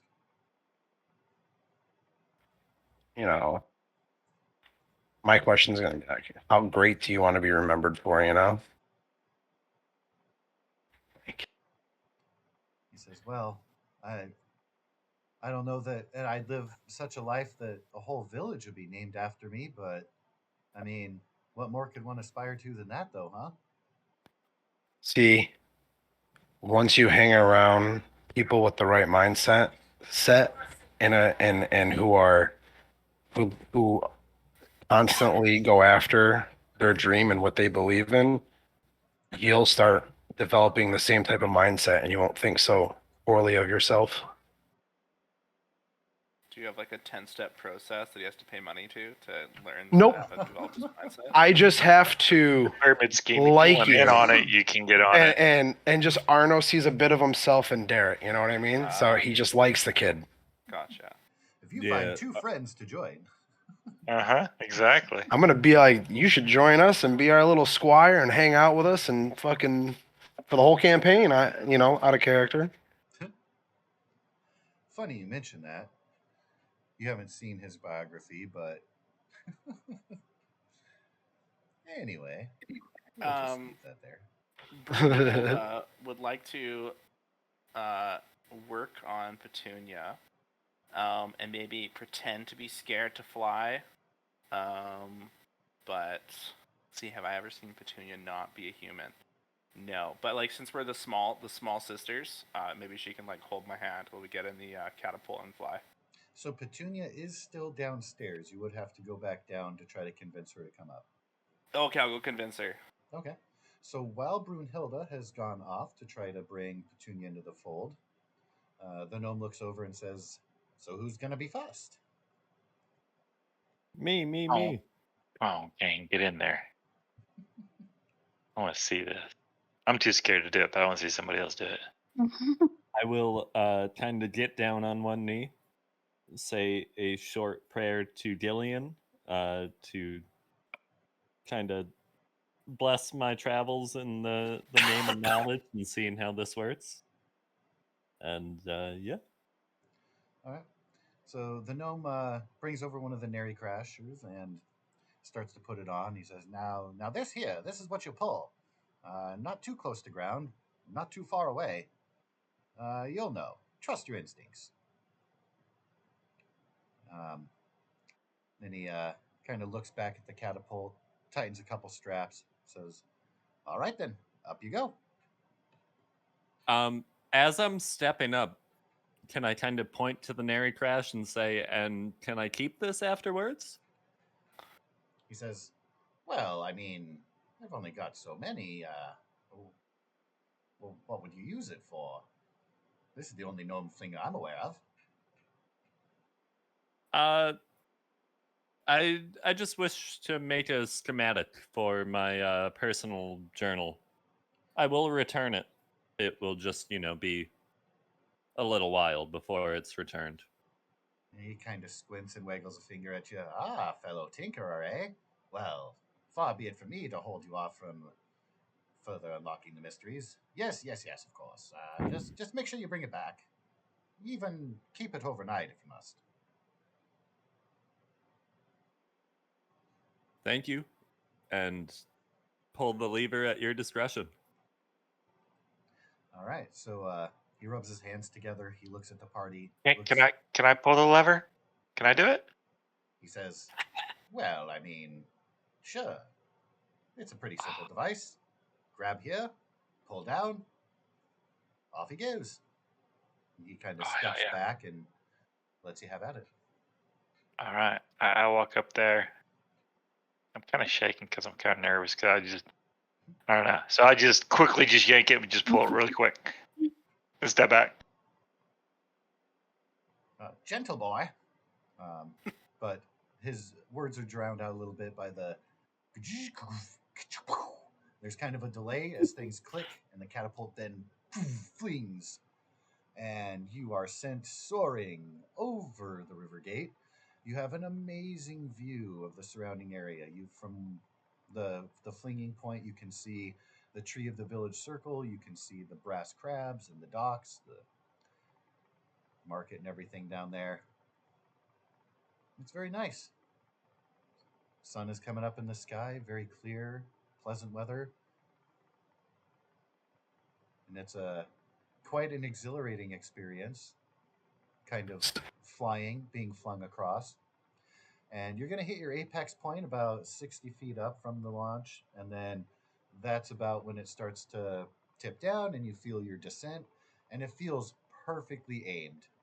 You are aiming right for the same area where you saw somebody else land. And there's actually, now that you're in the air and soaring toward it, you can see there's a giant canvas that's laid out. It's been painted in a light blue, very bright, stands out against the grass. So you kind of have like a landing pad to aim for. And you can see another individual, can't make out the details, but another person there who's removed their Nary Crash, and they're just watching you coming in for the landing. We'll need a D20 roll. Everything sails fine.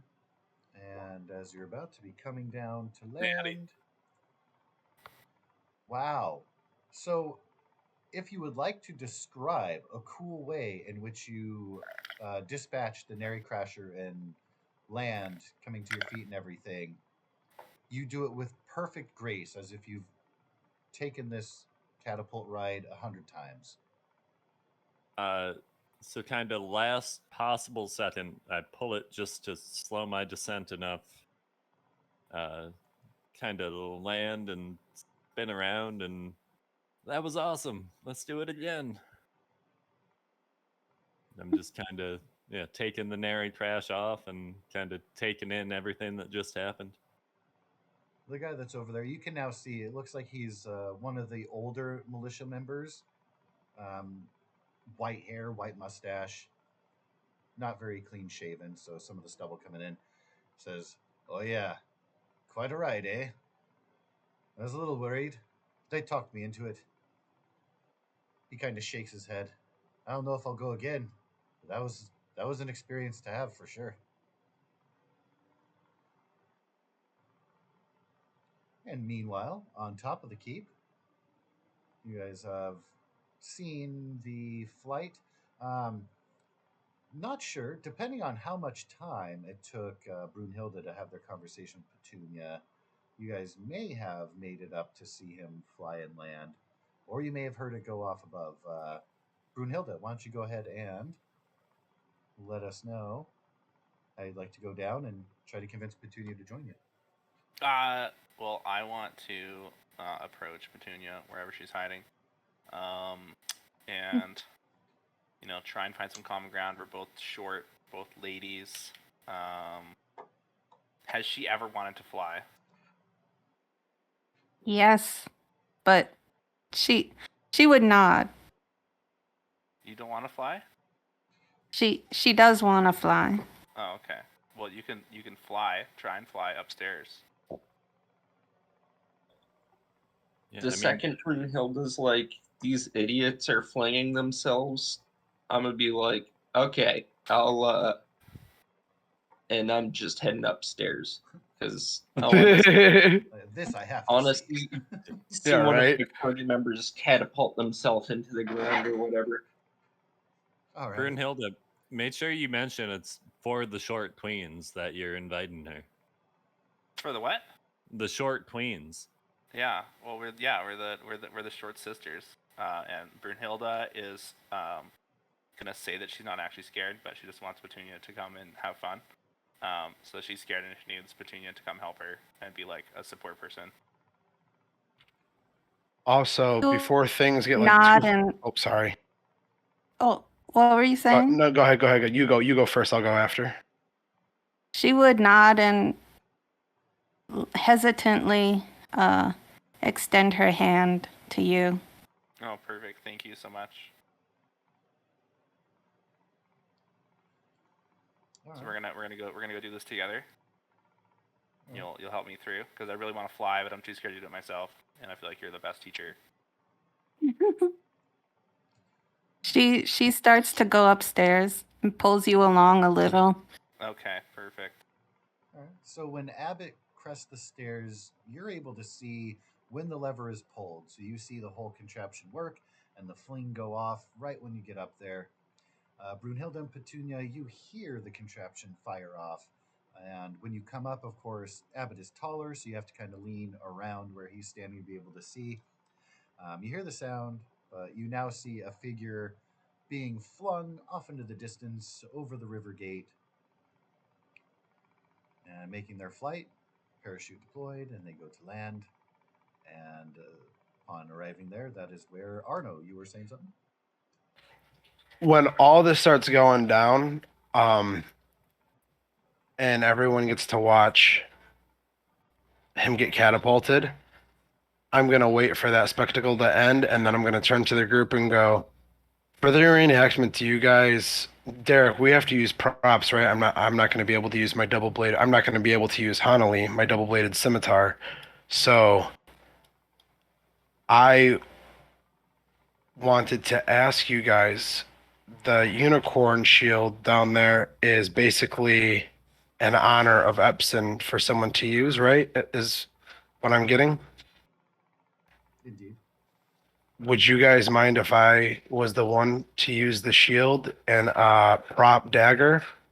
And Derek, would you like to head out and train? There's a lot of stuff I would like to show you and teach you, and depending on how you do, possibly see that you join our little group of mercenaries around the lands of Onsalo and learn as much as you can from us.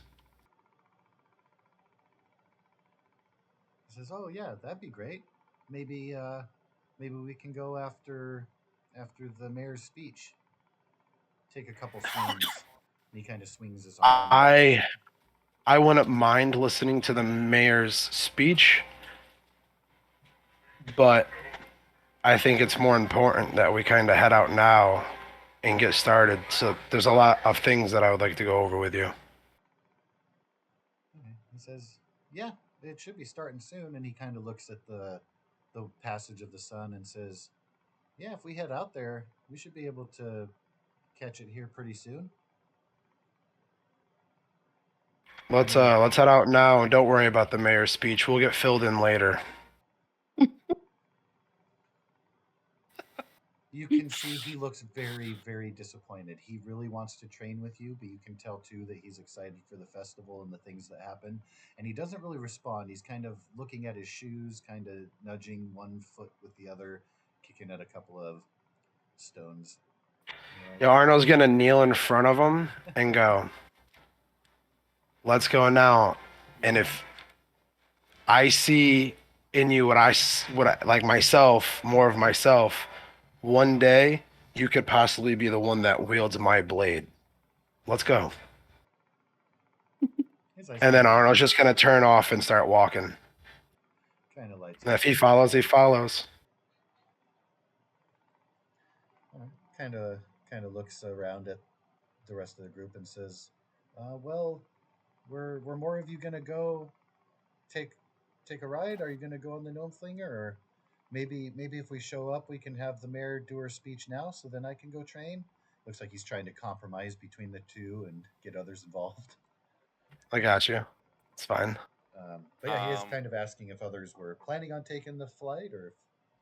Yeah, Brunhilde would really like to, but she really needs Petunia to help her here because she's scared.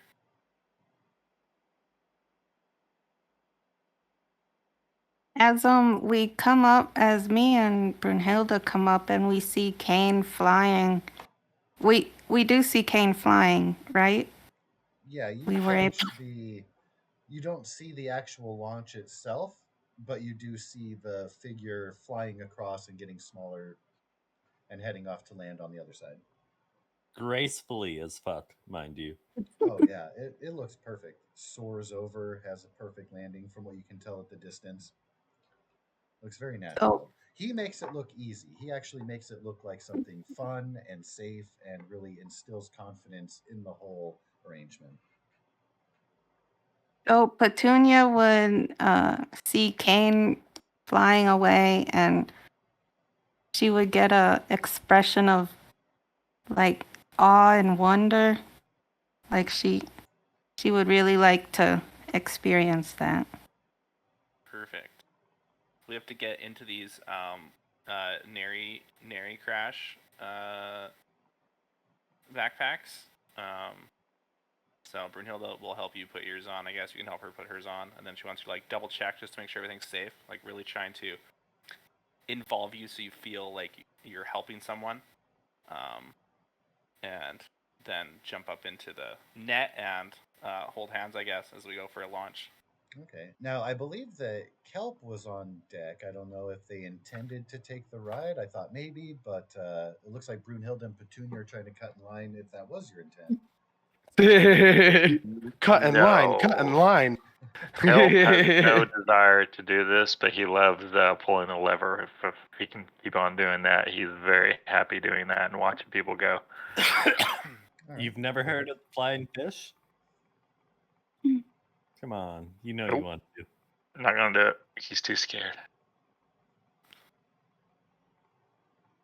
But he enjoys watching people do it.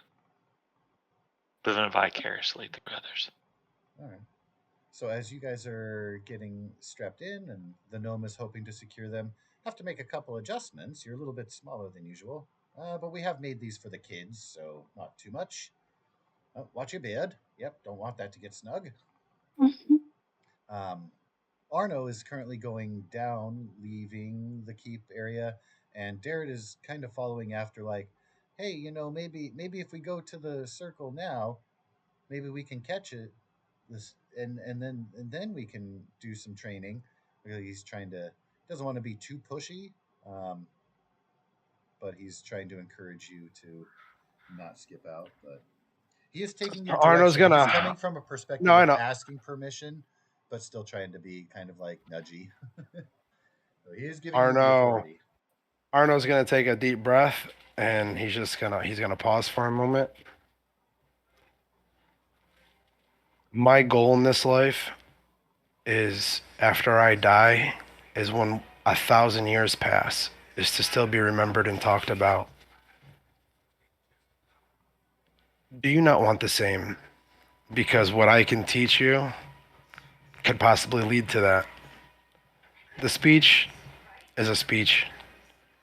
Let's go train. He says, I guess I've heard it before." He's like, the village of Darrett. And you can kind of see he kind of has more pep in his step. He's kind of inspired. My boy. That's all I want to do. All right. So you, in leaving, you hear another whirring of gears and snap, crackle, pop, kaboom, as another set of individuals have been flung. Petunia and Brunhilde, if I can get a d20 roll from each of you, as Can I Kelp, just will you? I'm sorry. I was just gonna let Kelp know. You're welcome to, if you're enthusiastic and want to pull the lever quickly, you can, or if you want to give them, like, make sure they're settled in. It's up to you as to how enthusiastic and rushed you are to pull that lever.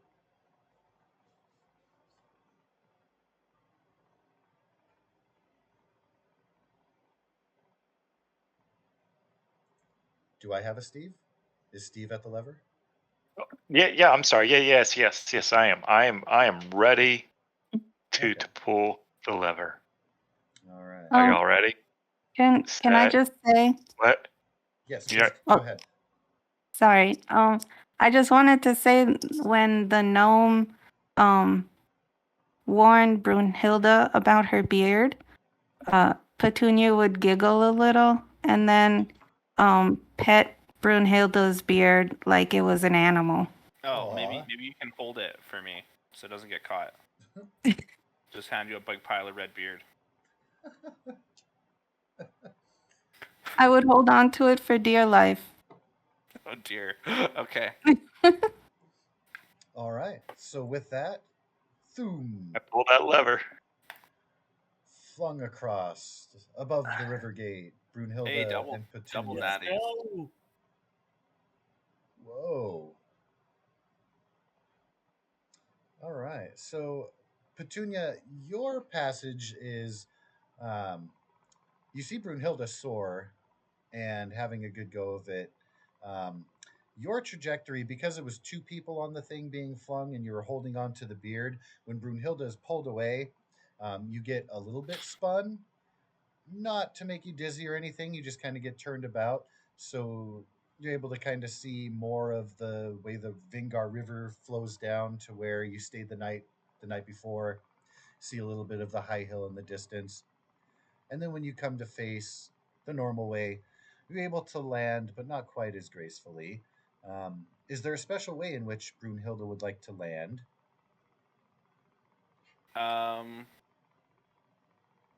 Oh, like the superhero Marvel one fist down, smack down on the ground. Nice. So, Kane, you're able to see, of course, the dwarf and the halfling come soaring toward you, and Brunhilde lands first with a very dramatic, epic entry pose. If they had a goal of dramatic entry, this might suffice as fulfilling that goal. I don't think so. Somebody's got that. lands with not poison grace, but epic control and domination. Like she just owned that gnome flinger like a pro. And then Petunia comes landing in behind very daintily. A little bit of a stutter step, but no balance loss, no harm, no foul. Kane is just kind of in awe. Like, I landed gracefully, but Brunhilde landed both gracefully and awesomely.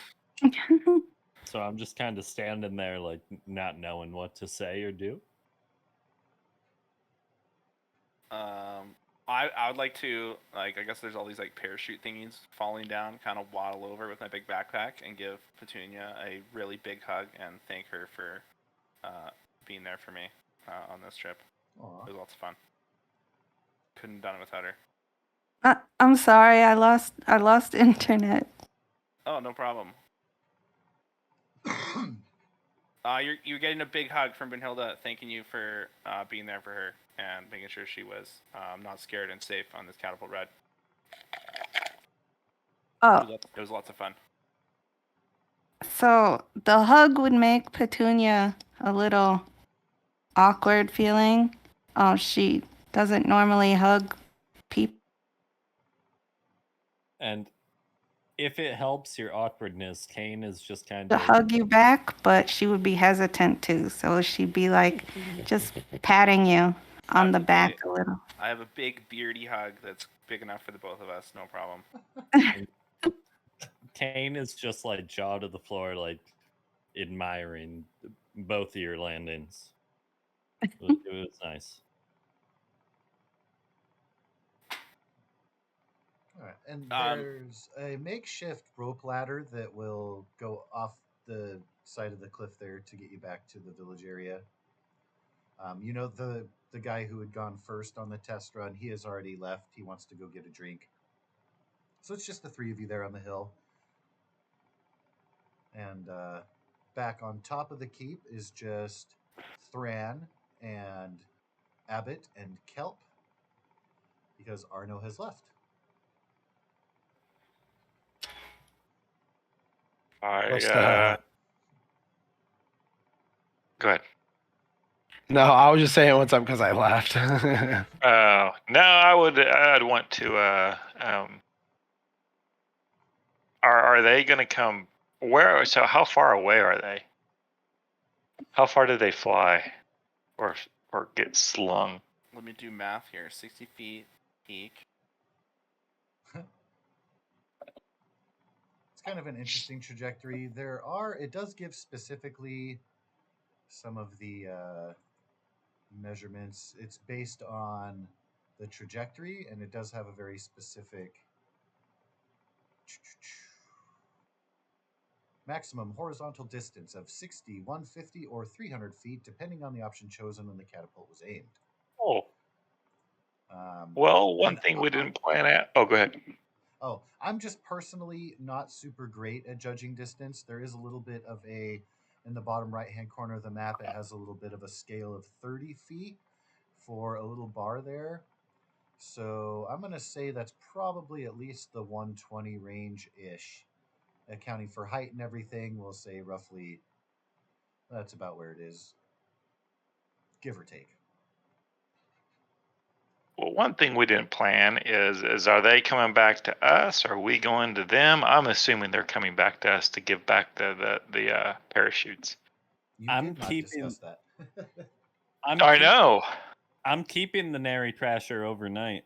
I told you I would meet you at the keep. Okay. So I'm just going to wait for them to come back to the keep. Okay. Yeah, I'm probably the first dwarf that's ever flown, so just so excited dwarf. about this. Probably just leave my Nary Crasher here. Or did the other guy leave his, or did he take it? He took it with. Okay, so I'll probably take it with, pack it up best as possible, and then follow Kane, I guess, back to wherever we're going. Okay. And up top the keep there was Abbott wanting to have a go. The gnome says, last one? Oh, absolutely not. Okay. Perhaps later then. I mean, like, no offense or anything. Nah, I'm good. How far away did you say the landing was? About 120 feet Okay. across the So gate. do I see Abbott like turning away from the gnome planner?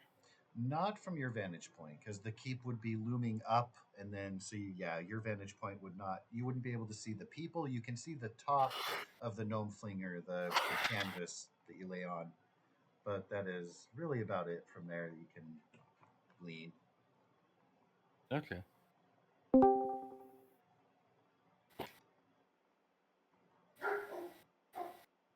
All done. More internet issues for Dooney. All right, so if there aren't any side excursions, everybody will arrive back at the keep, and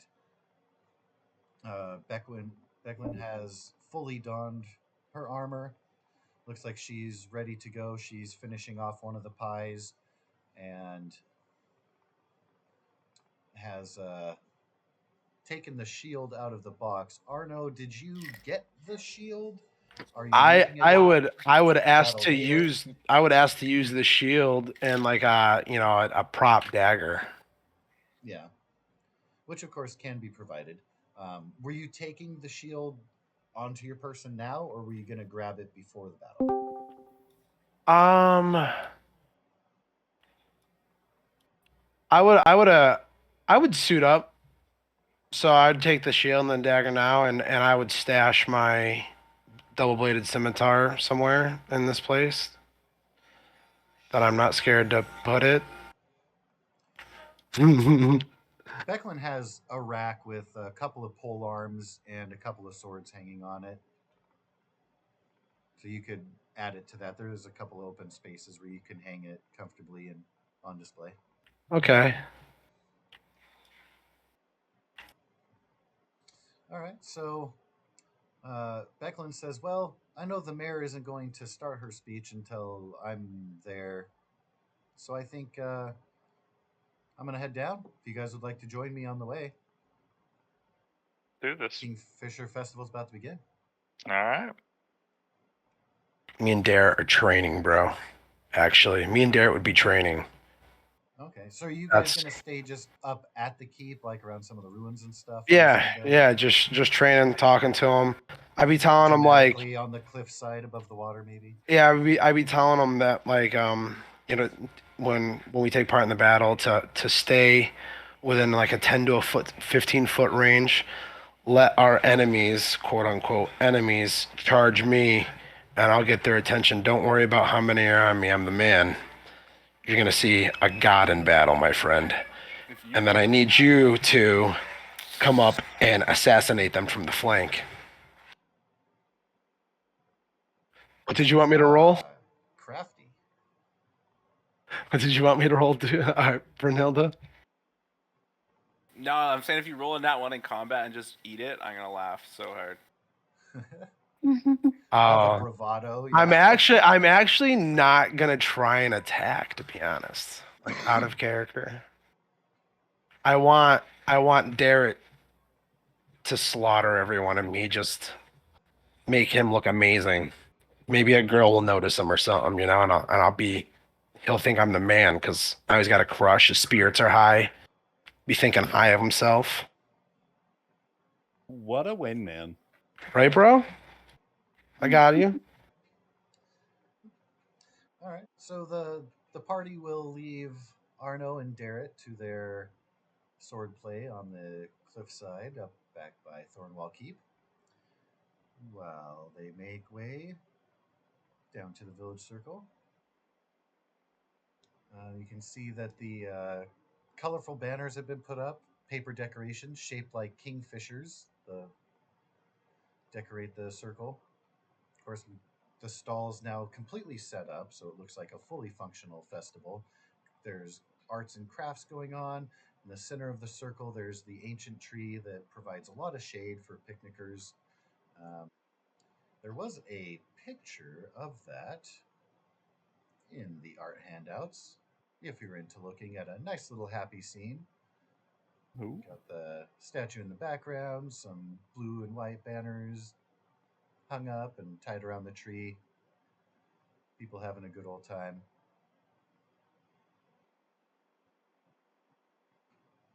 So nice and peaceful little place. There's a little bit of a podium kind of set up where you can tell they've made room for a band to play. You can see the instruments there and a few people standing around them, but standing out will be the mayor. And on the handout sheet, you will have seen the mayor. There's also a handout for Ravenhoof Fogler. And she's not currently holding the fish that's in her picture, but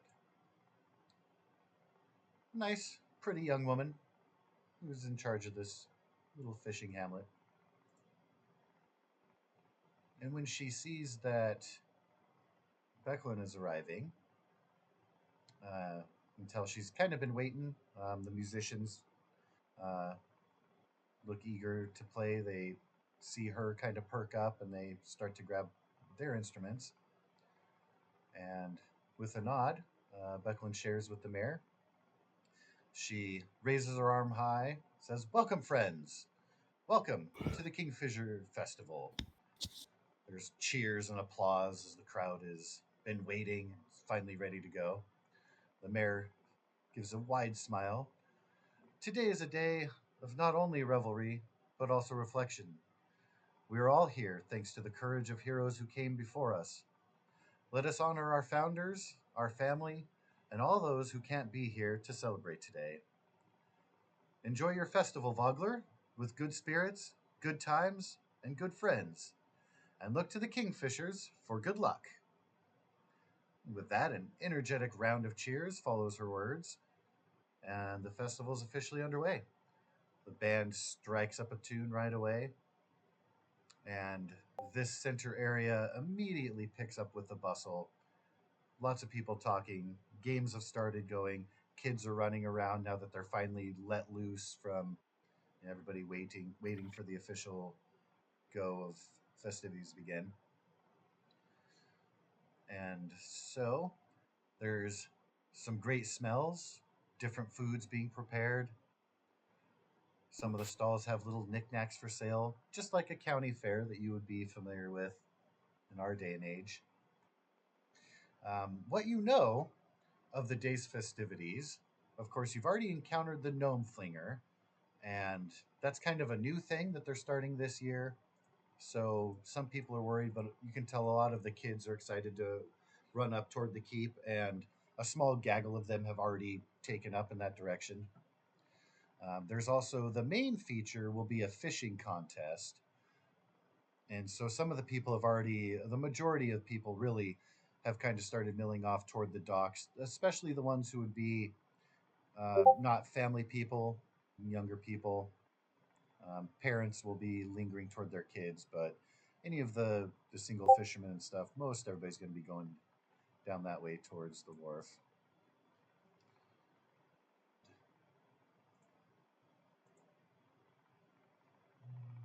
Just checking on. Sorry about the delay. They're getting Discord alerts.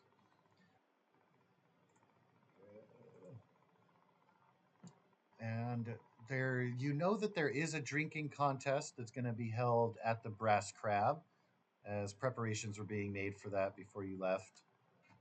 For any who are interested in that, also at the Brass Crab will be the dart contest. You know that Darrett was excited to take part in that. They call it Bull's Heart, as opposed to Bullseye. Um,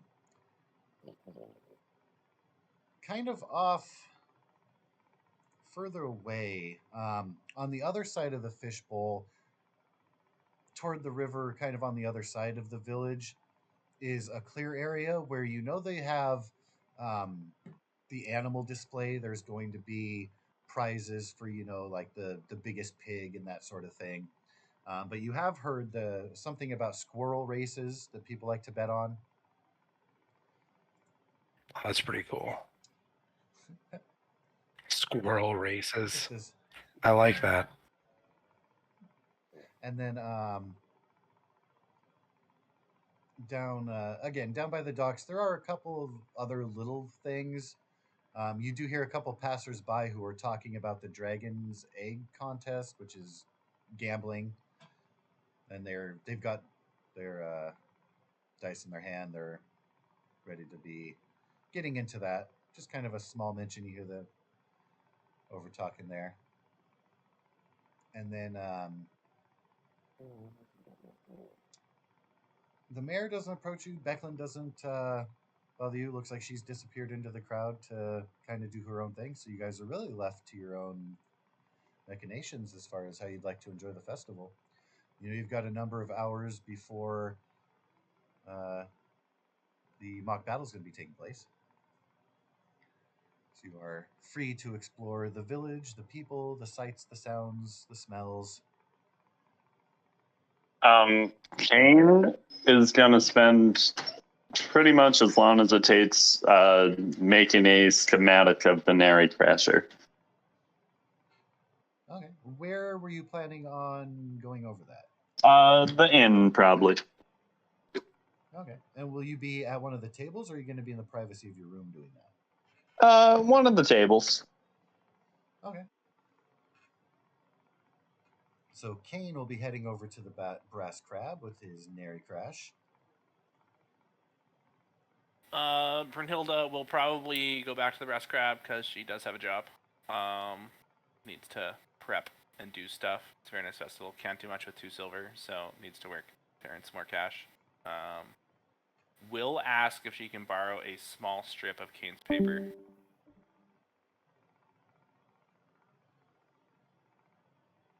Paper? Yes. Oh, absolutely. Perfect. I owe you for your services, so Awesome. whatever you need. Yeah, just a small. She just needs to write down a quick recipe. So. Got it.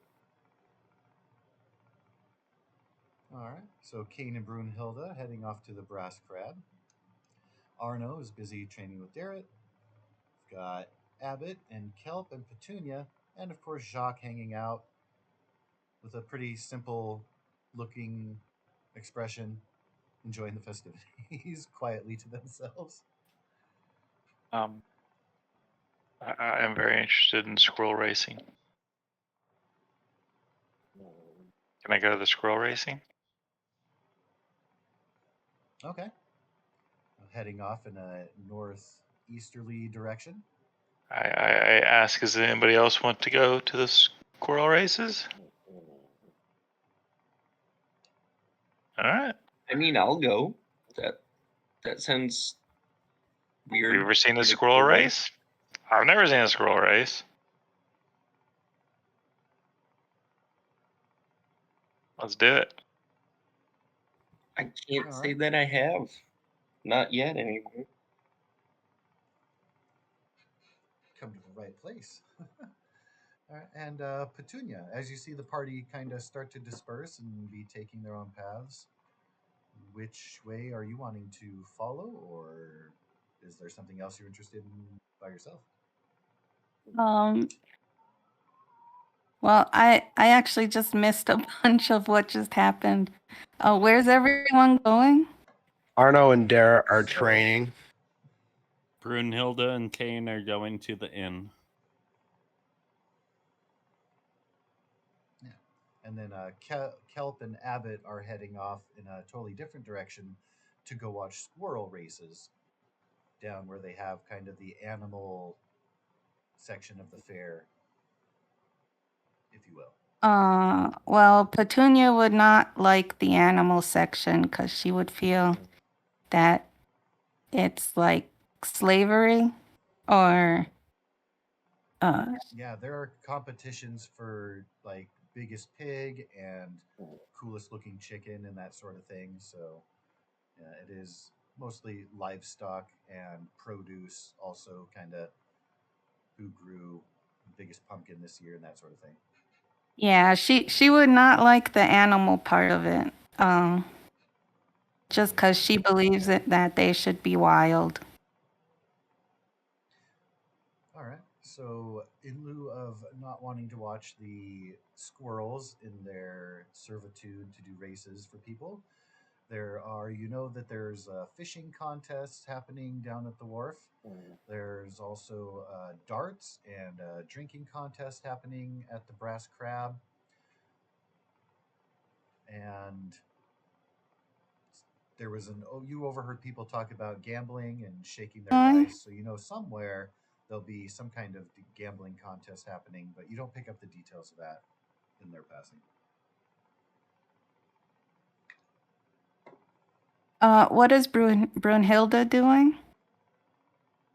She and Kane are heading to the Brass Crab, and she has just asked Kane for some paper to write down a recipe. You pick that up as they're starting to walk away. Okay.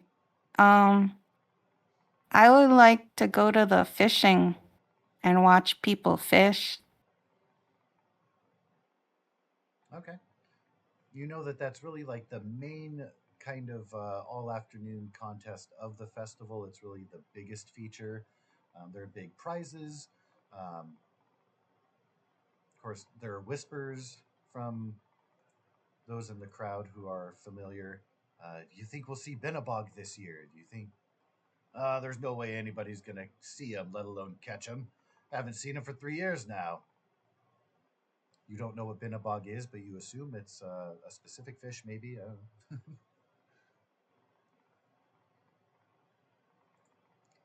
Yeah. So you are essentially in heading down that way. You can either follow behind or walk with Brunhilde and Kane, who are heading in that same direction. But they're going to cut off into the Brass Crab, where you would then continue down toward the wharf.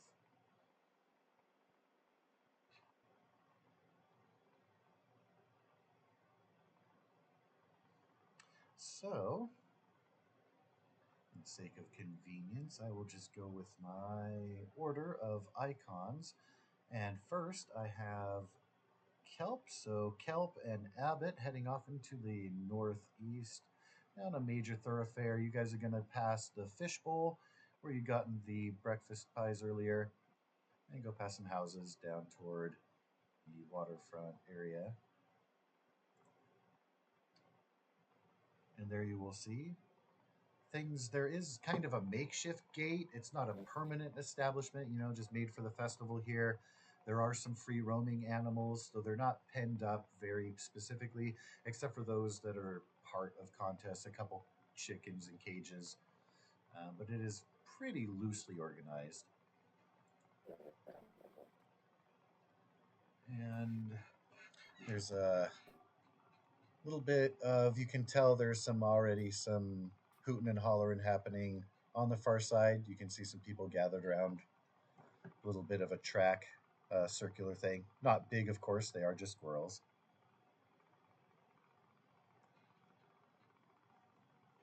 Are they? And So go ahead. So describe this what we see again.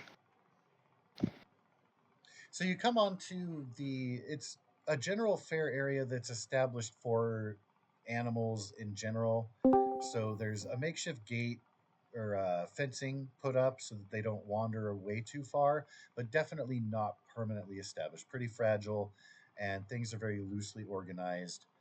There are a couple animals just wandering about, but the main feature right now is happening kind of over on the north side, where a small circular track has been built, and you see people are engaged, yelling and hollering.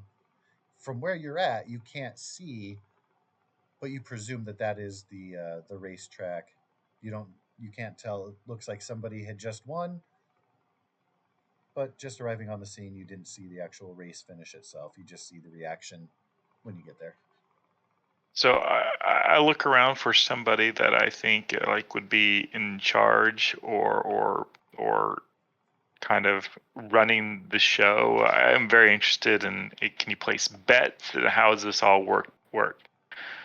Yeah, you see people exchanging coins. There's a tall, skinny guy, long handlebar mustache, who has kind of a bucket, like a milk bucket Yeah. that you would see, and he's taking coins into that. Right now, he's distributing coins out of it, trying to keep hold of the chaos of the people who are there trying to get their winnings. Okay. But he kind of looms over the people, so he's taking control of the situation. He's doling out some coins here and there for the betting, and says, "All right, next up, Twitch and Nimble." And a couple people cheer. You guess these must be squirrels that people actually know. They recognize the names as if they're, the football teams. Like, yeah, all right, Nimble. So So, I like- can see the squirrels. If you're walking up to the point where, discerning the scene, you can see there are tiny cages that hold. There's about 6 different cages that have a squirrel in them, and then 2 that are opened. And at the head of the track, a couple of kids are actually holding on to little ropes that kind of make leashes that they'll pull off when it's time for the race. I want to bet on what are their names again? Twitch and Nimble I'm going with Twitch. are the ones that are up next. So Twitch is on the left-hand side and living up to its name, very spasmodically moving around, tail is wishing around a lot. Nimble, on the other hand, looks very smooth and cautious. It's Twitch is gray and Nimble is actually an albino. You can tell Nimble definitely calm and collected, where Twitch is pretty sporadic, spastic. I go to the guy with the handlebar mustache and say, I want to put some money on the one on the left, Twitch. How does this work? What do I do? As well, can really make you bet at anything you want. Most of the common folk here really only do a couple copper at a time. But if you want to make a big bet and raise it up to gold, you might see there won't be as many people who can hold up to that bet, but you can get a little bit more out of your winnings. Hey, you there, don't let it out. Hey, stop that there. See a couple kids that were playing with the cages and are giggling and run off on the side. You can tell he's definitely very aware and present here, keeping an eye on things. I'm feeling pretty lucky today. I'll throw in 1 gold. All right. You get a couple gasps from a couple people who then scoot back and away and wave their hands at it. You hear a somewhat, well, let's see. You wouldn't have known, actually. So there's a voice on the side. I'll take that bet. And I'll see you another gold. Man. And All right. Abbott and Kelp, both of you guys will recognize the heckler from the night before, who was kind of talked out gently by Arno, who was really just kind of being a jerk and crapping on the ceremony and the sentiment being shared. Oh yeah, they don't see Arnold around, so now they got balls, huh? Stuffy Noble. He's overweight, disheveled hair, but still wears very fine clothes. You can tell by the way he kind of pompously comes up, brushing a couple of the more common folk out of the way, particularly the ones who couldn't keep the bet, gives them a sneer as they go by. He's got 2 coins that he's playing with in his hand as he approaches to challenge your bet. I remember you. Yeah, let's do this. 2 gold it is. And Abbott, are you? What is your take on the scene here? Are you diving into anything? Oh, I am not a betting man.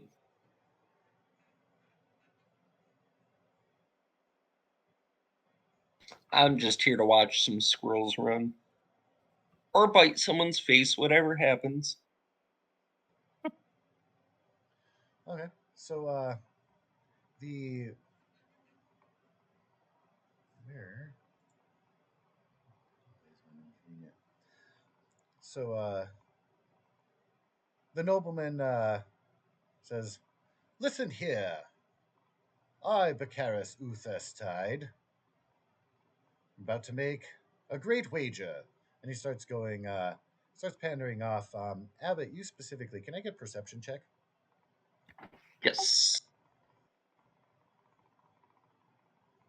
And while that roll is being made, Kelp, which squirrel were you betting on? Which, the albino? Twitch will be the gray one. The albino one was Nimble. Oh, well, then I'm going Twitch. I'm going name. Okay. All right.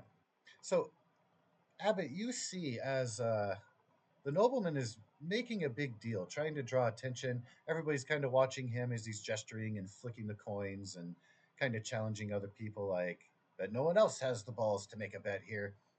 Um, you remember his son from the other night, and you see him approaching where the two squirrels are being held.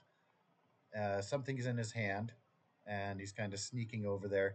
You know what he's up to. You get a bad vibe because the impression you get is that the nobleman is creating a distraction for his son to move in, maybe do something. You don't know what he has in mind, but you are the only one who really kind of catches on to that, being of keen eye and lingering back there. You know that thing where if you're being robbed, you never yell like robbery, you yell fire because people actually look. So Right. I don't, if I'm like, hey, that guy's doing shit, people will be like, whatever. So instead, I'm just gonna point and yell fox. Hopefully, they'll be worried enough about their racing squirrels that they'll look over and see what this dude's up to. Okay. Let me get just a generic D20 roll. I kind of want to gauge, see how well you're able to get their attention away from the nobleman making a scene. So everyone looks over at you, and you're pointing. Are you pointing at him, or are you pointing like off in the distance? Over at the squirrels and his son. Okay.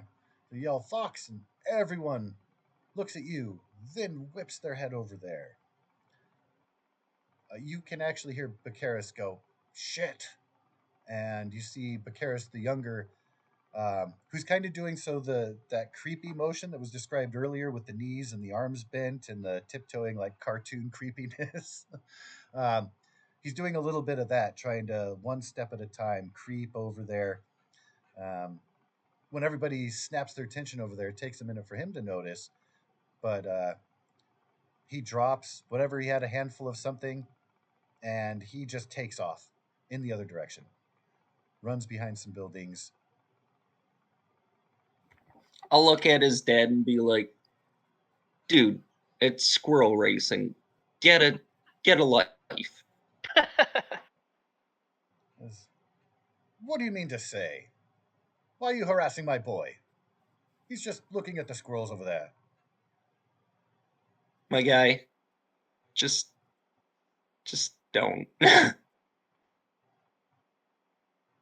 Why never? These interlopers come into our village and act like... never mind. You there.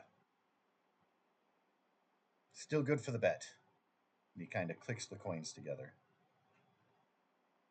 Yeah, do this. Especially since your son's no longer here. It'd be even better.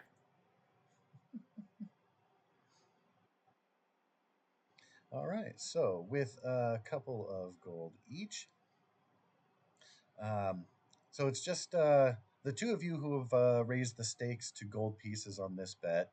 Essentially, uh, the track goes out. The track is made to be kind of circular and oval.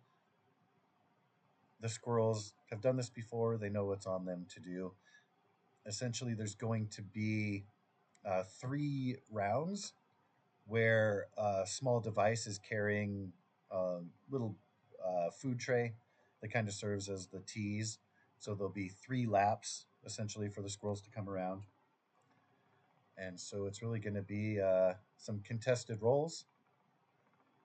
And we'll see how your squirrel does. So you've got Twitch, who's very excited, not staying still, moving around quite a bit. The kid who's trying to keep him under control is giggling a lot because of the frantic nature of it. And meanwhile, the noble sneers and says, "Well then, let's have at it." Looks over at the taller guy. "We're waiting." Has he shown his Yeah. gold yet? Oh, he's had his gold coins out. Okay, Yeah, okay. he's been, I just kind want of to make showing sure off he to was you good guys, for it. Okay. He reluctantly puts them into the bucket when it's put forward for him to do so. Awesome. And then the bucket is put in front of you to place your gold. Which I do. All right. Winner gets 4 gold. We've got 3 checks for the first lap. While Nimble looked calm and collected initially, as soon as there's kind of a snap, there's not like a gun that goes off. That, of course, would be excessive here in this setting. But the race master kind of does a kind of a double snap, and the kids release the leashes. Nimble off with a go, and have you rolled your first d20? Oh, I thought, okay, nope. I will definitely do that. All right. So Twitch is kind of hammering against the side of the racetrack makeshift walls there, as opposed to Nimble, who's actually staying on the track, smoothly making the rounds around. So your boy Twitch definitely had disadvantage in the first lap. All right. He's a little too jacked up at the beginning. He'll get his bearings right. Second lap, Nimble has taken confidence in the lead and slowed down a little bit. Come on. Ooh. And Hazelloud looks like Twitch has kind of gotten himself together and is Yeah. pushing up, managed to catch up a little bit. Things look pretty even dramatically for the final lap. All right, buddy. You just got to push forward. All comes down to Oh, this. 13. There you go. There it is. With excitement, encouragement. Twitch, well, out of it at the beginning, finally focuses, bears down, and just bolts and catches up to the food tray that's moving around. You don't know if it's mechanical or magical. You don't see gears, but however they're making this work, food tray leads them on, and Twitch just jumps into it, starts devouring, and is the winner. You hear on the side, "Oh, this thing is rigged. It's a bunch of crap all the time with you people. This is a stupid game. I'm going to the docks." As Bacaris, the nobleman, throws his hands in a huff, stomps away, having lost the contest. What a sore loser. Meanwhile, a bucket with 4 gold pieces is brought over to you. Can I find out who the owner of the squirrel is? I own the squirrels.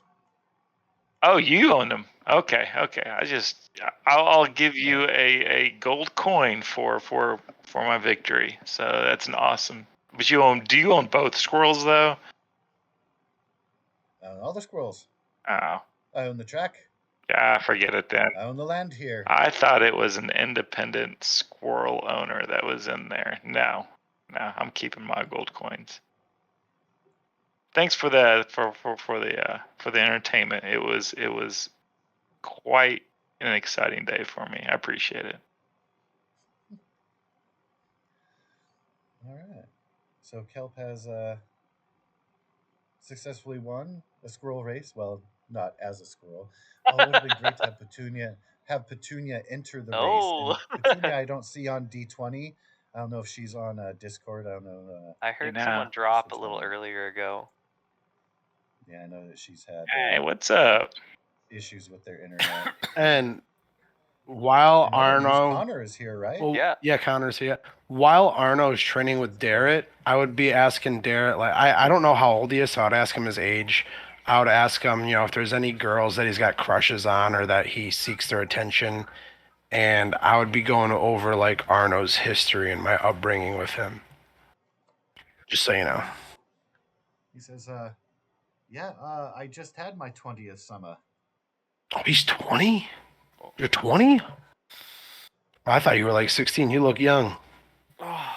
Oh, he does. He does look very young, but he has like a youthful and naive, innocent nature to him.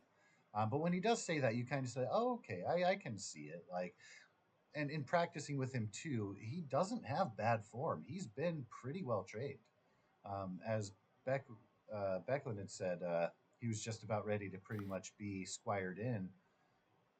Essentially, out of game, he'd be on the cusp of being a level 1 fighter character. Okay, yeah.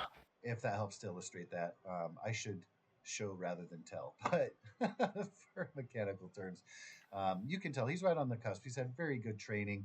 As much as he doesn't carry his sword very seriously, you think he's just had it pretty easy in this village. They really haven't had strife to where it'd be a necessity. There's a militia here that can protect against bandits or monsters coming in.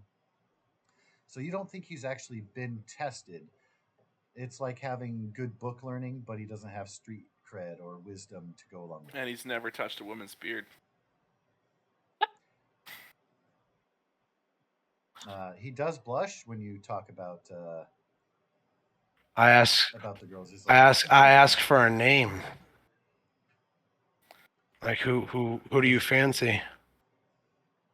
says I don't know if I mean Julie. She's very pretty, but uh, she's not. You can tell he kind of gets forlorn, and then he says, "What they're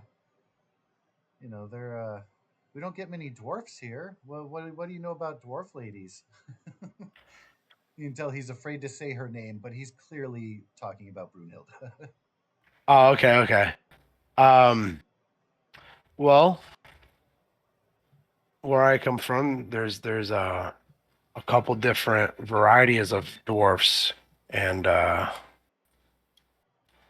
one that I currently am traveling with is a whole new thing of an experience. But I absolutely adore her. I think she's the favorite person among all the companions. I can tell that her and I are already best friends, and that's more than it is. I would tell him all about Beanie and how I'm in love with Beanie, so all that stuff. But Arno makes it out like him and Brunhilde are fucking. They've been friends for years. Arno has no idea that Brunhilde thinks he's the reason the dragons are here and all this shit. They are homies in his eyes. But if he gets the inkling that's who he likes, he's gonna, he tells him he's gonna help him shine to get her attention. She'll notice you. You get the impression that he has just developed this new crush today because of the interactions you've had. In a small village, oftentimes people kind of know who they're going to marry pretty early on, even if it's not manually arranged or anything. But in this time period, in this setting, generally people kind of pair off when they're younger, and you know who's going to end up with who. And it seems like Darrett actually living up here in the keep, training under Becklin, he hasn't been able to engage as much with the other villagers. So he's kind of a little bit of an outsider, not an outcast, but hasn't ingratiated himself in there. So I mean, there's a girl like he mentioned, a Julie. She seems to be into another dude, so he hasn't really put forth a serious pursuit. But then too, he hasn't really had a girl give him direct attention or ask to be led up to the keep in a gentlemanly fashion, that sort of thing. So he really feels like, oh, this is what it's like to like a girl. Like, I've I never got you. met. Yep.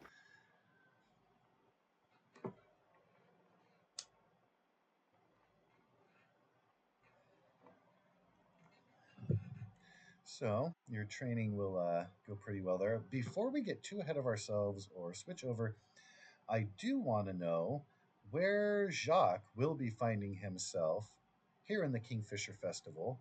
After the opening speech, uh, Kelp and Abbott went toward the northeast where they had the animal area. They heard about squirrel racing, so they wanted to check that out. Meanwhile, Petunia and Brunhilde and Kane headed off in the direction of the brass crab. Oh, and Arno and Darrett are at the keep doing some sword training. Sorry. How do we know this Darrett person? So Darrett is the squire / trainee of Becklin. You hadn't met him the day before.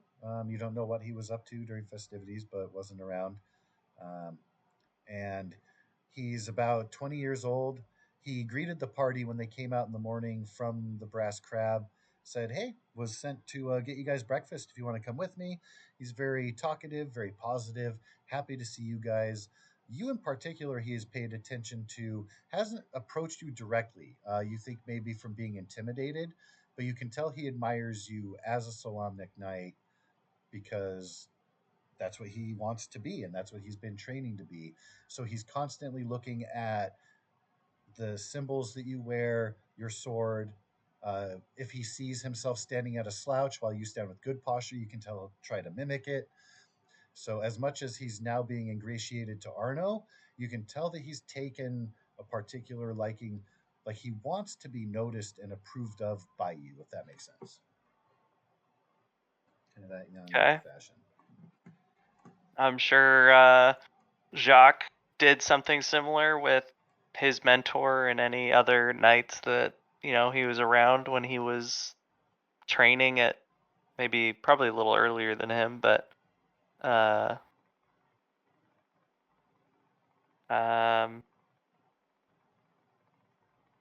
think Jacques would probably have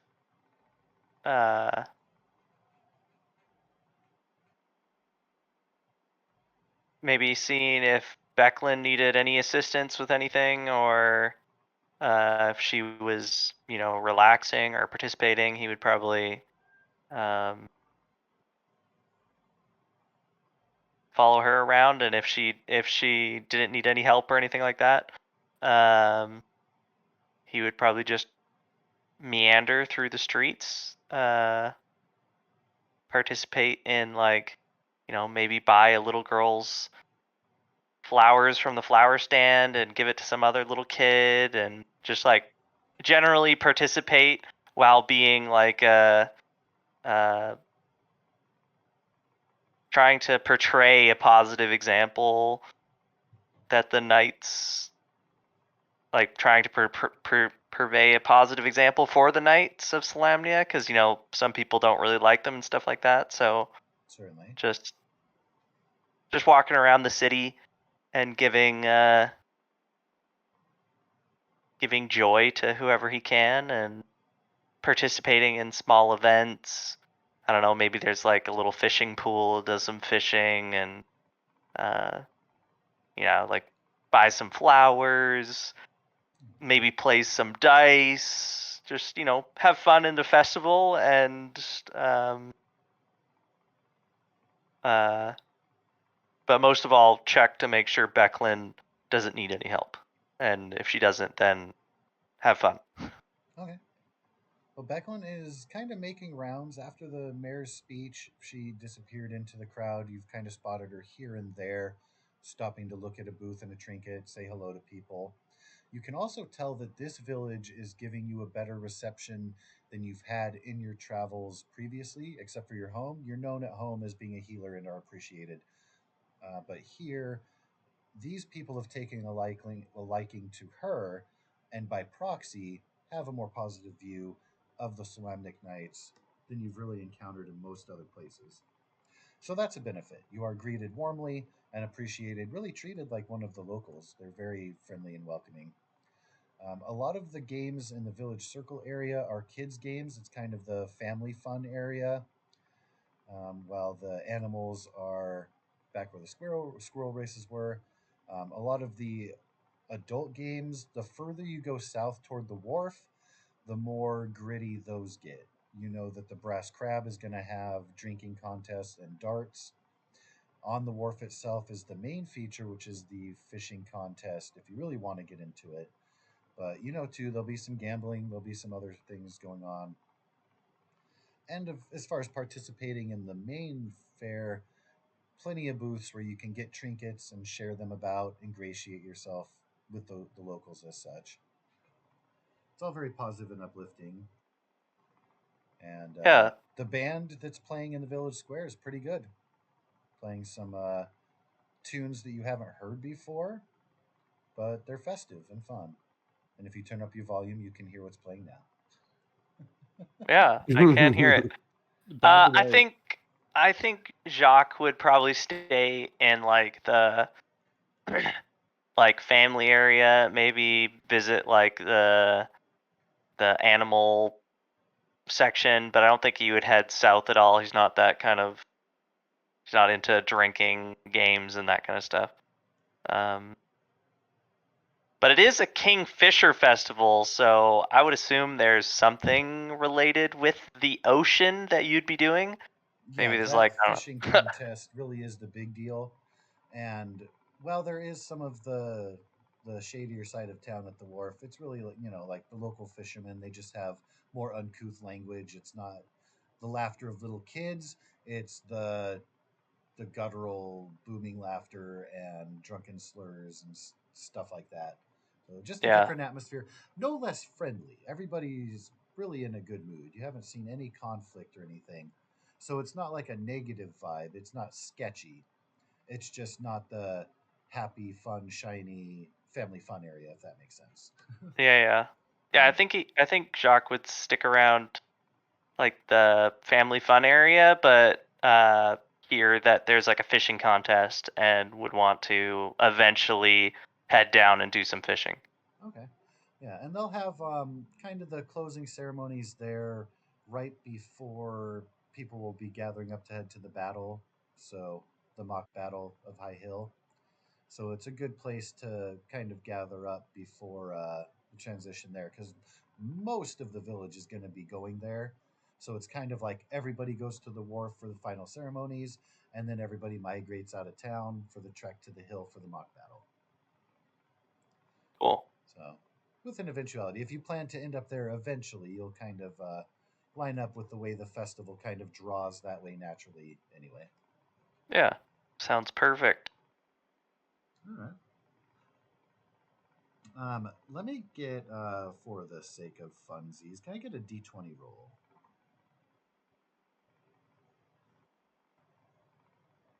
Yo, can I practice like blind fighting with Darrett to like kind of show off? You may. Do you already have the blind fighting feat? I or are you don't. gonna I get that don't. eventually? I That's what don't. wanted So to know. Pick one yes, against one. correct. Yes, correct. So Okay. Certainly. Do I know what this random D20 roll is for? Yeah, it's the quality of the trinket that was made. There was a small family, a couple of younger kids that were selling little bracelets that they handmade, and they have the kingfisher on them with some, handcrafted beads. It's average quality. They're made by kids. Really good macaroni projects for kids. But a little bracelet keepsake. You're welcome to keep it, or you can give it away, or do with it what you like. But it stands out. It just struck you as a neat little thing, caught your eye that you still have in your possession for as long as you desire. Awesome. Yeah, I think I would keep that. All right. And so with that, we will be brought around to Brunhilde and Kane and Petunia, who are heading down the road toward the Brass Crab. And Petunia had intended to carry on. So Brunhilde and Kane arriving at the Brass Crab. A lot of smiles and laughter going on here. The drinking contest is in swing. On the other side of the room, they've set up the area for a couple different dartboards to be set up. And a couple of the local younger maidens have been tapped to serve drinks, no pun intended. And so they're moving, bustling, good natured, but very busy. You can tell the bartender's very full of her duties behind the bar and looks pretty relieved at seeing Brunhilde arrive, anticipating their hand in helping out here. yeah, no problem. Can get pretty straight to work. Would this brass crab have some like bones, like beef bones or venison bones or whatever, like just scrap? Was that bones you said? Yes. Yeah, there'll be some. It will be mixed in with what is kind of a what's it called? Compost.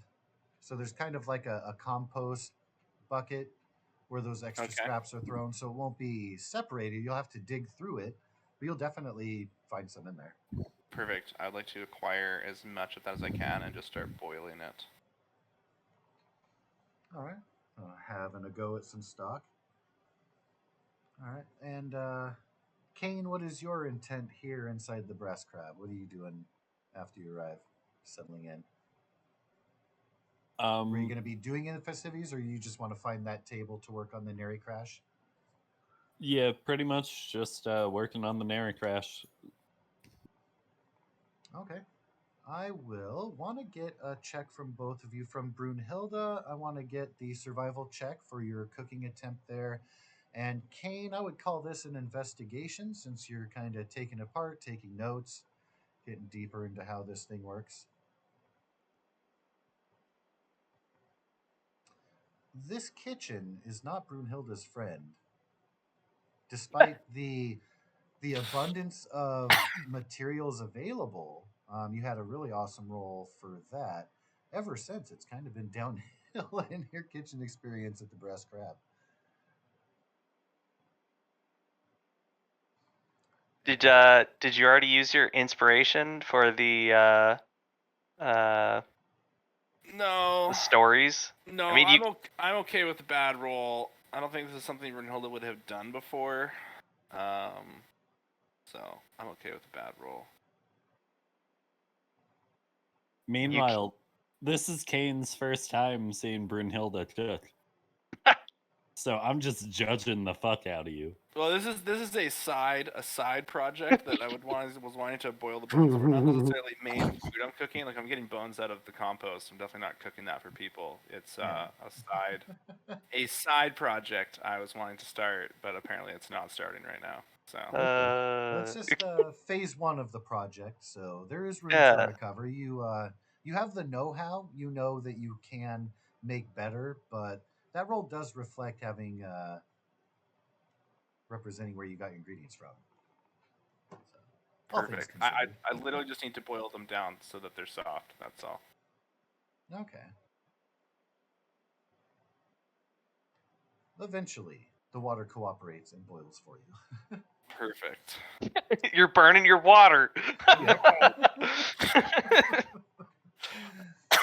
Meanwhile, once you're able to crack it open and really see how it works, it's a very simple but clever design of these Neri Crashers. It's a one pull lever triggers the release, and the way that they're released, the velocity of flying through the air pulls air into the balloons, and it's simple elegance. You're impressed, and this gnome tinkerer knows his stuff, and the way that he designed them, you can see the little touches. You can see he cares even on the inside, like how stitching goes on the inner lining. You can tell that care was put into these. It wasn't just haphazardly thrown together or made for pure function. They are made for style as well, as best he could with what he had. Okay. So, and of course, taking notes on it, you're pretty sure that with time and your notes, you'd be able to reproduce the effort. Might have to test the lever a couple times just to make sure that the release functions as intended, but you're pretty sure you've got it down. Awesome. Side note, I forgot that on the map, if you scroll down, I added the pictures of the festival and some of the major figures. So you'll have the mayor and Becklin and Cudgel. Darrett is on there. I think he's even holding the pies that he offered for breakfast, his casual sword placement, and the gnome flinger. In case you're into visuals there. I just forgot that I had added those to the bottom of the map on the Roll20 page. Cool. That having been done, is Petunia present? Do we have audio? Yes. All right, excellent. I saw that you weren't in the Roll20, of course. Not a huge. I'm on my phone now. Oh, okay. You're just having to phone in on the Discord. Yeah. Well, thank you for troubling through that. I know the weather storm has thrown a wrench in for everybody, so appreciate your efforts and dedication there. Yeah. I have the app though. So the Roll20 app is a really great companion, like for having your character sheet on there and stuff. I wouldn't recommend. I mean, maybe using a tablet for the map page, but the demands of the technicals, usually a browser is recommended for that. But we'll do our best to keep you in the loop here with. Yeah, I thought if I could controls and just stuff. even just like listen in, then I would know what had happened, even if I couldn't like do rolls or anything. Or Yeah. And we can certainly do rolls for you. okay. Maybe make Arno do it since Ray brought you into the group. I got you. Yeah. Feel free to harass and prod him at your leisure. But yeah, we've got you, one form or another. So Got you, Donnie. So Petunia will make her way through, and as you're getting closer to the wharf, it is getting thicker in the crowd.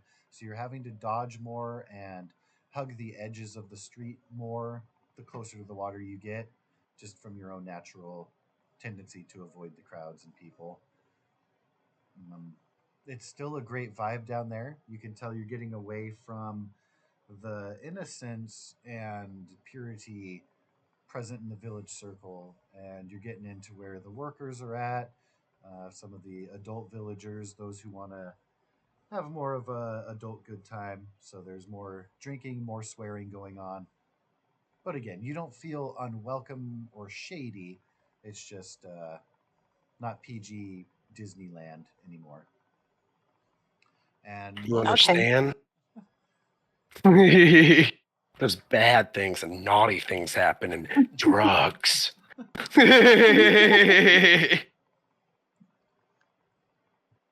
What's that smell? Is Arno hanging out down here? Oh my God, I would totally be asking Dara if he wants to hit the blunt. Actually, I would tell him he can hit the blunt after the battle. It'll help him calm his mind and think about what took place during the events. But he needs he hasn't experienced this yet, so I don't need him to fumble during the battle and make himself look like a fool. I love how often you provide like these foreshadowing things that I'm like, oh man, if you only knew. Yes, Derek will absolutely appreciate that after the mock battle, I promise you. Should you find Yeah. him. So, as Petunia nears the wharf and gets into the nitty gritty down there, most of the crowd is drawn to the docks on the map where it actually has the word wharf. Those three piers are where people are mainly gathered for the fishing contest. And there's kind of a booth set up with, it's not like a full tent, but it has an overhead piece to provide a little bit of shade for the people working in there. And it looks like people are taking rounds, catching fish. They're getting them measured and weighed, and they're taking notes throughout the day to see who will have the greatest catch. Um, the only person you recognize here is the one who gave the speech at the beginning of the festival. You see, the mayor herself is actually reeling in a fish with some onlookers cheering her on, encouraging her, waiting to see what she pulls up.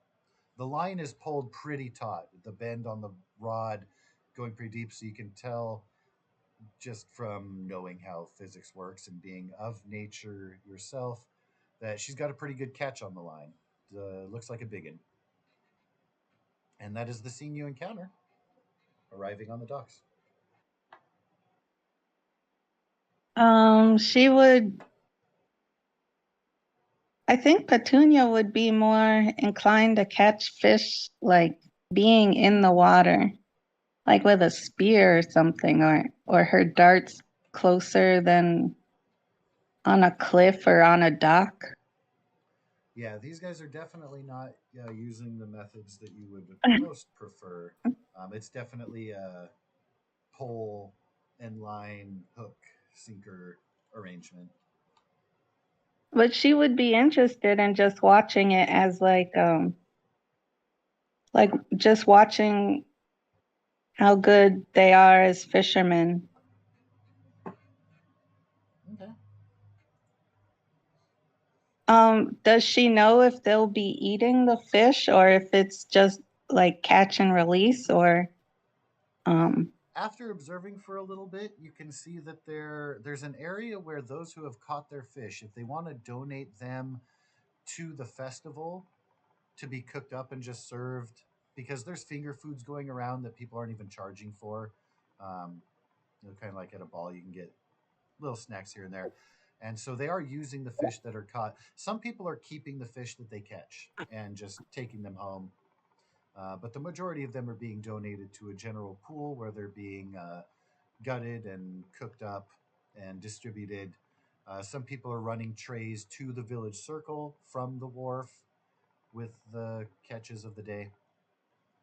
So they're okay. using and eating them kind of as they're caught if they're not being taken home. Okay. Meanwhile, the mayor has reeled in her fish. And you hear Unlocker say, "Oh, it's a big one. Look at that. I think you've won the day."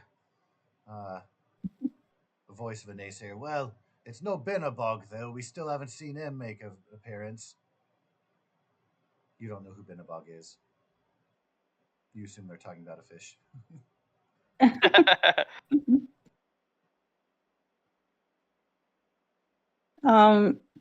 I would clap, but not like so loud that other people could hear me. But golf just as clap. like, yeah, like just like a personal acknowledgement of her achievement. Okay. So you're starting to kind of feel that spirit a little bit more. As you start clapping, it just kind of brings you into the fold with everyone else who's enjoying the festivities and celebrating the catch. So it's a nice moment for you to feel. This might even be, you'd have to tell me. I don't want to, of course, tell you how you respond or feel, but this could be the first time you actually feel welcome and comfortable in the village since you've gotten here. As much as nobody has made you feel particularly unwelcome, this is kind of something that brings you in more with the locals just to be sharing in the revelry, if that makes sense. Yeah, I would definitely relate to the joy of having a good catch for eating or for feeding my friends, my animal friends. Okay. So you don't particularly count fish among your animal friends, or do you? Or are they a separate entity, as it were? If I could communicate with a fish, then I could befriend them, but I would also still eat them as a nutrient source. Okay. Would you be as apt to eat a squirrel or deer or something like that? Yes. Okay. I just wanted to get a gauge on how how fiercely you hug the tree versus having a vegan diet and everything. So just clarifying that. I think it's more like she values every life. Um, it's not like she's anti-meat, like anti-carnivorous, because that is a part of nature. Uh, Yeah, certainly. Creatures eating other creatures. So she's not like against that. She just wants people to um, value what they're eating. Yeah, show respect and Yeah. use every part of the buffalo, right? Yeah. So she's not against the killing of animals as long as they're like it's for a purpose.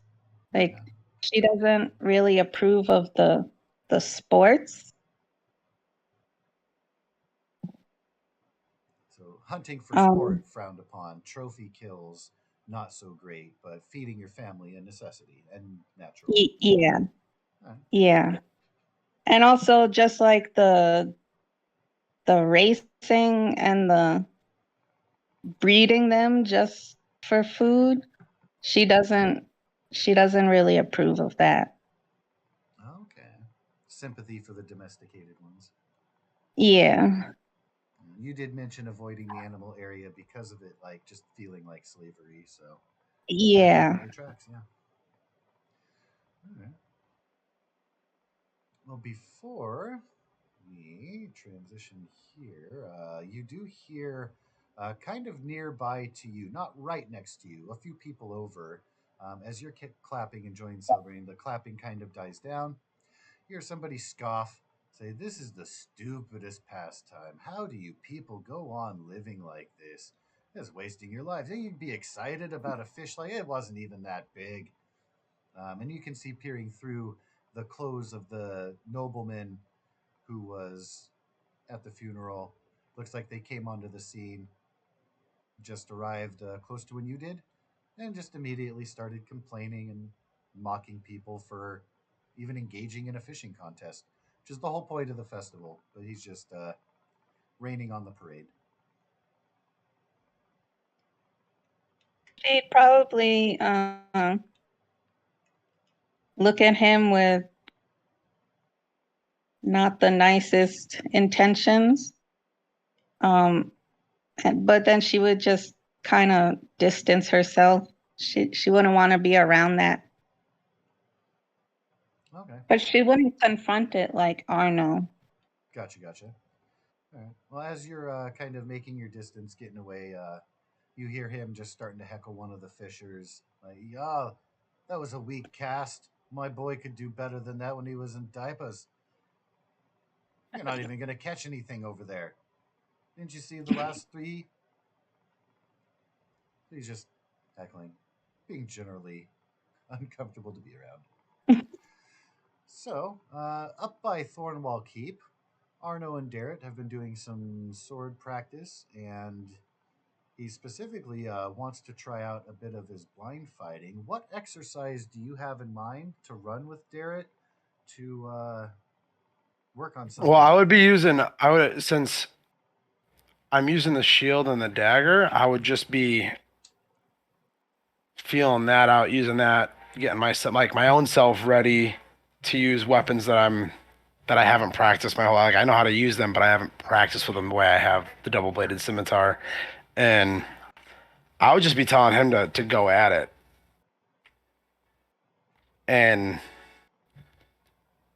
I would just Arno would try to just pause his breathing to focus in on what he hears and feels around him, and he would just try to be guided by that, and he's expecting to get hit and and whatnot, but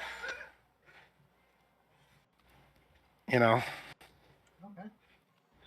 Let me get from you one dexterity check, just to start. And this will influence the next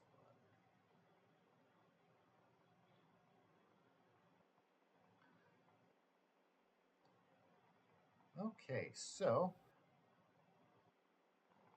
in getting your bearings down, you're starting to listen also for footsteps, kind of trying to feel the air, anticipate what Darrett's moves might be. He gets a swing in. You're able to get the shield up, careens off the shield, but it was kind of in an area you didn't expect. So the next attack that comes in, you anticipated a little bit differently. Can I get another dexterity save? This one with disadvantage, though.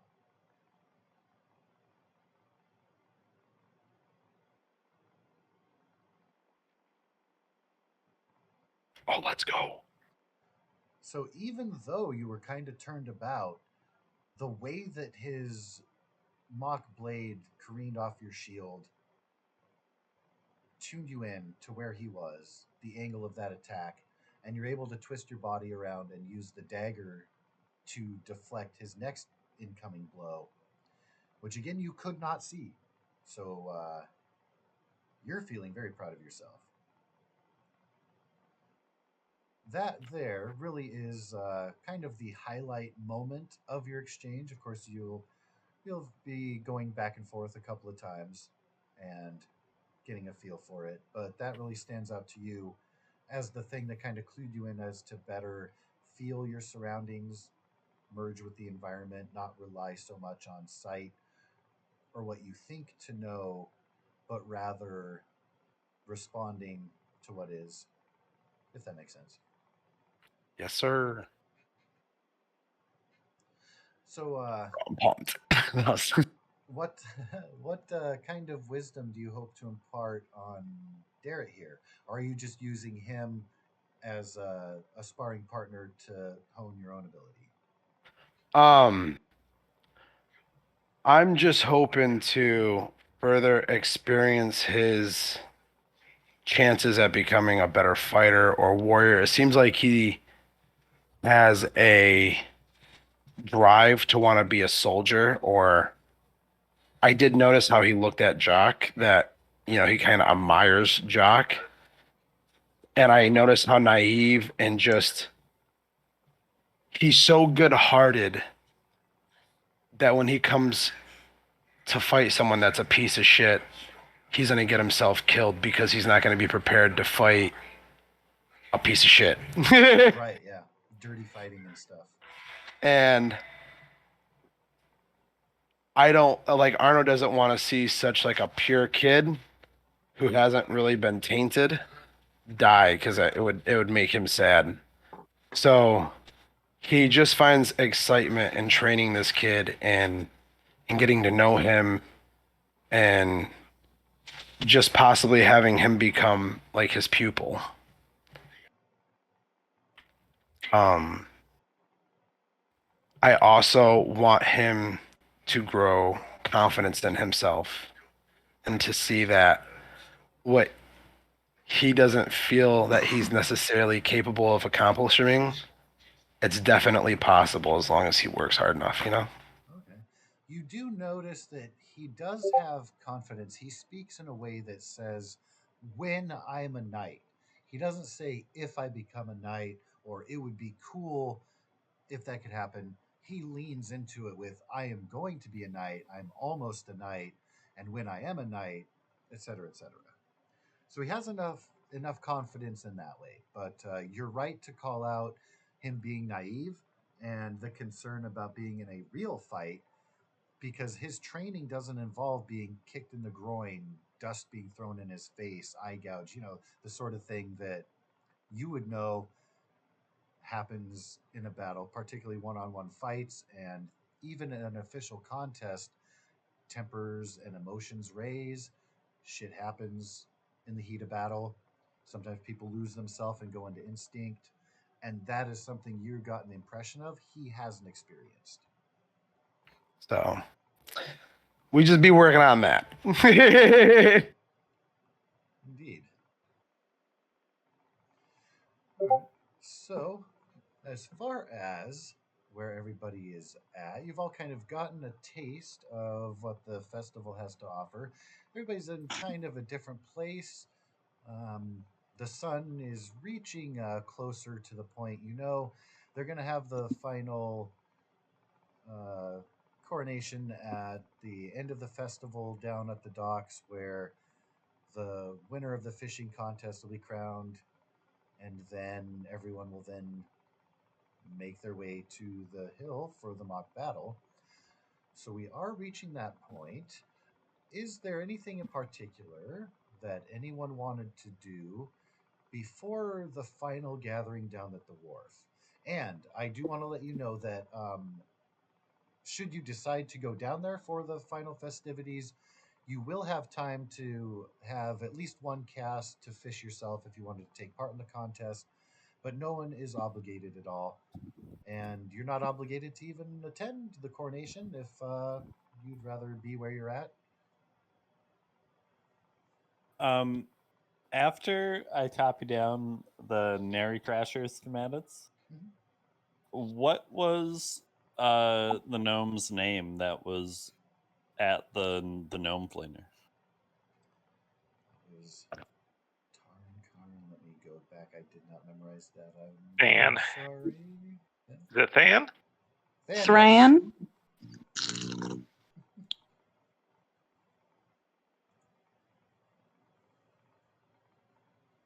Or it was no R. It is Than. THAN. Could I try to track him down when I'm done copying down the schematics? You know that he's going to be at the keep just running that gnome flinger for pretty much kids all day. Like he's set up embracing that. Like he's just running that as kind of a carnival ride for the day. So you're almost positive, with the exception of maybe needing privacy to go to the bathroom or take a food break, you're going to find him at the keep. Okay. Yeah, when I am done, I would just like to go there and praise him on his work. Okay. And you're returning his device put back together and everything? Yes. Can I get, I don't know if you have a skill you'd like to apply, but I want to get a d20 check on putting it together. If you don't have a check you feel would apply, I'll take just a straight wisdom check with the bonuses.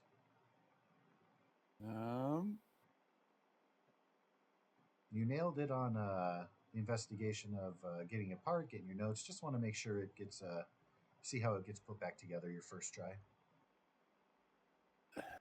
Would you accept insight as like me remembering the process of taking it apart? Or Absolutely.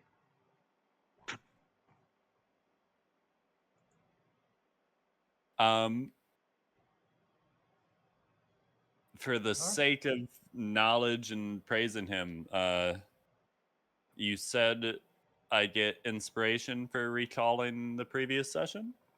Yes. I would like to use that. Before you do, I can tell you that you are confident in having put it back together. It's not 100% as tightly folded.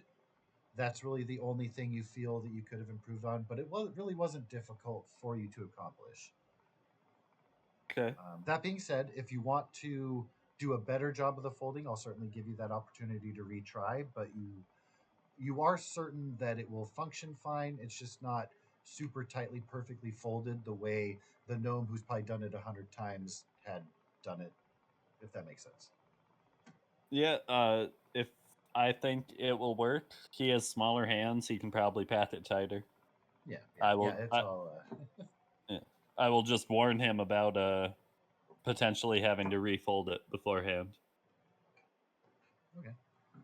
Says, very good. What do you think about the lever? You think it works quick enough? It could be a little quicker, but overall, 9.5 out of 10 design, execution, everything is brilliant. He kind of leans in so that the kids that are waiting in line for their turn can't hear. And he says, and everybody made the landing okay. I once had it, well, the way the air works when you get closer to the ground, well, I took a stumble once. Rolled my ankle a little bit. Seemed like you guys made it out all right, though. We all did. You seem to have perfected it since then. But, I mean, you know what they say? No great steps in technology are made without a few sacrifices. Says, so I appreciate your enthusiasm for it. If you stick around town, maybe I could use your hand in some other designs, eh? I am not sure where my journeys will be taking me, but I would like to call you my friend, and I'd be happy to help you in the future. Says, very good then. and then kind of gets a twinkle in his eye. And he raises an eyebrow and looks over his shoulder, where a couple of the kids have gotten onto the gnome flinger, and they're kind of waiting for it to be set off, but they think he's distracted, so they're not ready when he pulls the lever and flings them off. And he kind of chuckles. He's like, and they kind of have like a surprise scream that turns to a delighted scream as they soar over the gate toward the cliff on the other side. Beautiful. I will release a hearty belly laugh as he does that.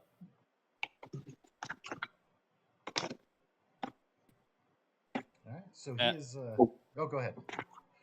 I was just saying, and I believe that would satisfy my goal of befriending an NPC.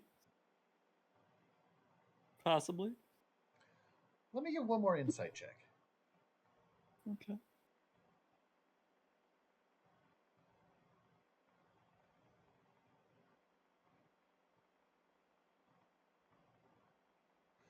So you feel that, like, usually inventors, tinkers, and the like are eccentric, isolationist, keep themselves kind of hermit types.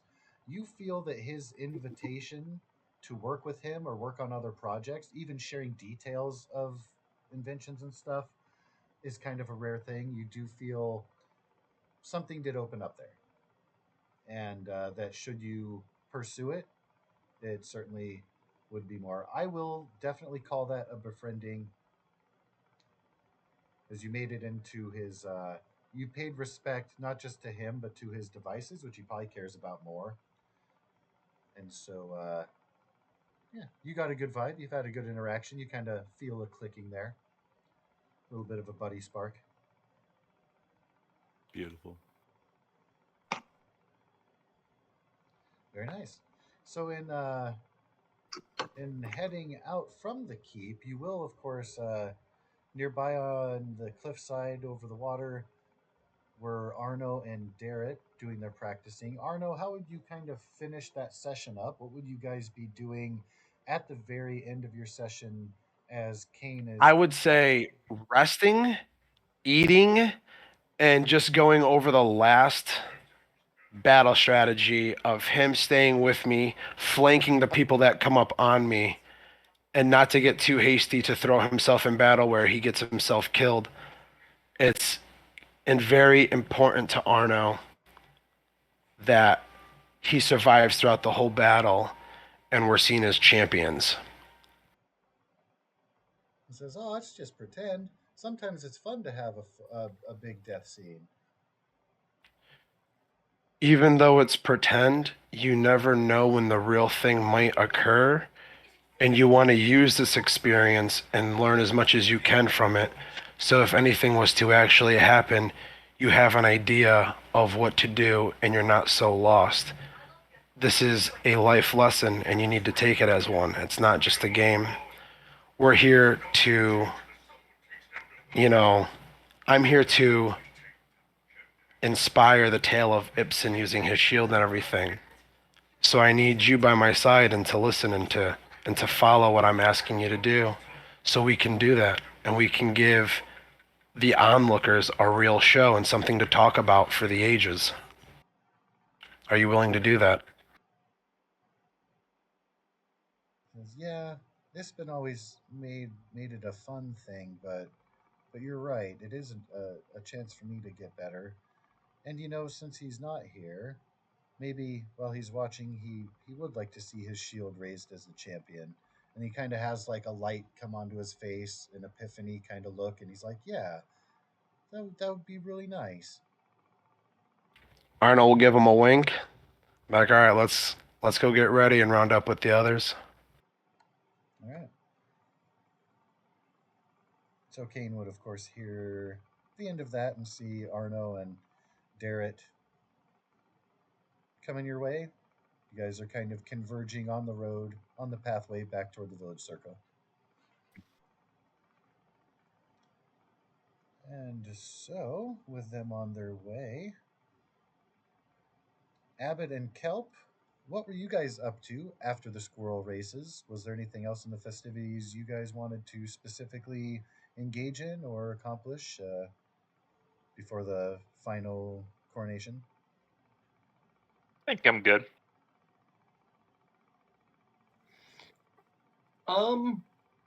Nothing in particular. I'd just be going to. I mean, affairs, so it's probably similar, but I'm just looking for all the stuff that I've never seen before that's like new to this place and area. That is a little bit loaded since you're from an entirely different plane altogether. Everything kind of has a freshness to it. I mean, even the architecture of this village, because it is predominantly human, but even the way that they've designed their buildings and everything has more of, I guess we would call an Asian aesthetic, the way that pagodas kind of have the slanted point to the roofs and stuff would be featured here, where you're from would have more of a European classic hovel kind of look to their stone and wood buildings.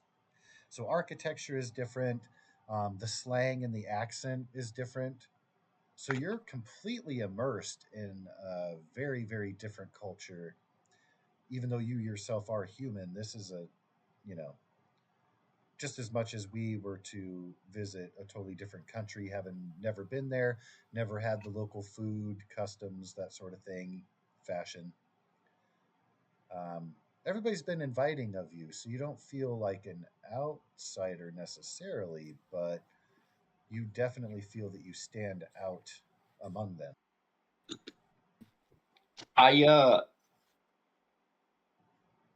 If I can get like the tour, I'd find like a homeless person or something and just like get their food and their games and whatever if they can just do me the solid and like explain the place and give me the once over of the town, like the history and all that. Just so I can pretend like come off as a bit more local to the plane at least. Can I please get a D20 persuasion roll? Oh my lord! The dice throws haven't even seen the result yet. Oh, there it is. Okay, so That's not normal for Josh. It's very rare when he rolls past the 10. It's really not. It's wild. He only rolls low if it's a matter of life or death. Oh, gotcha. Okay. Yeah. Well, luckily, you do not face mortal peril in trying to convince the local town drunk to give you a tour. You find out his name is Lucky. He's wearing an eye patch and has a peg leg. Just looks like a cartoon retired pirate.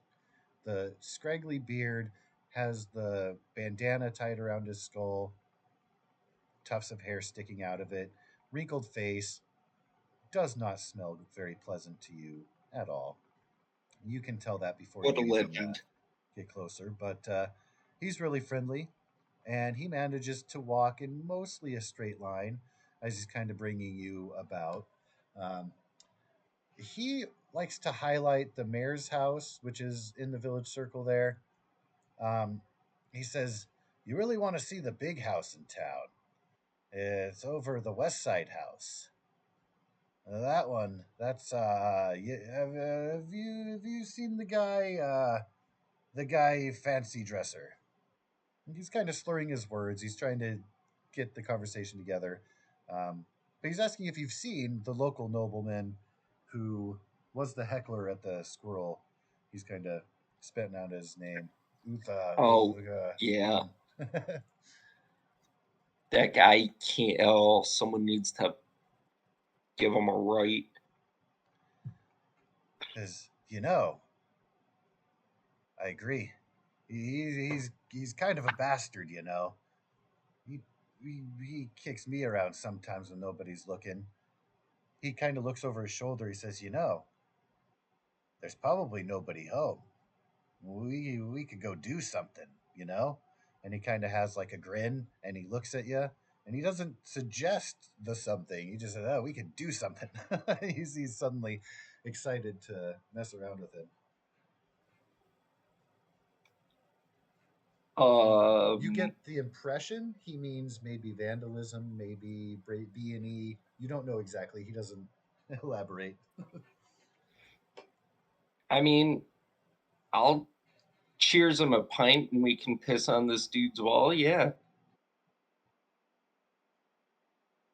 He says, "Ha ha, he's had this coming a while." And so he starts to, his shuffle with the peg leg picks up in pace quite a bit. He actually, when he wants to move, can scurry pretty quick. And so he kind of takes you around the backside of the house where the forest, we don't know if I call it a forest, but a bunch of the trees kind of line the backside there. He doesn't want to approach the front because he's still paranoid about being seen. And there are people milling about town, far less so on this side. The further you get away from the village circle, the fewer people there are. But he kind of leads around to the back. He's like, "What do you think?" I think we write him hello, and I'll just piss on his wall, hello, but he can't read it because I'm just thinking of it, and I don't even write the same language. But fuck him anyway. I don't know. He laughs. He goes, I just went before you got me, but what do I have? He starts rummaging around his pockets. I think I got aha. And he pulls out a tinderbox with a little flint. Yeah, well, that's a bit much. He lowers his head, and even though there's nobody around, he's still whispering. He's like, "Nah, he deserves it, the bastard. I'm telling you, this is better than just peeing on his wall. This will show him." And that I bastard mean, kid. I'm not gonna help, but you know the town better than I do. So he gets a little I'm gonna kind of discouraged when walk around and do the hey, I'm just chilling out here waiting for someone while I'm actually looking out sort of wander. when he sees that you're not enthusiastic about the arson, he puts it back in his pocket. He's like, "Well, that window's open. Maybe we could just take something." And he starts to kind of walk over, and he's looking inside the window. Anything worth taking? There's some stuff. That vase looks nice. I've never been here before. I don't know. He probably has nice silverware. I eat with a stick sometimes. Those people always engrave shit on it, and they'll catch you. Here, I'll down my pint. I just chug it all in one go. I hand it to him. I'm like, here, just put that through one of the windows, and I'll give you a gold. Count it even. At first, he's impressed at your ability to chug like that. He's like, "Oh, man after my own heart." Then he takes the mug and he looks around. And he's like, "Yeah, that'll be a message.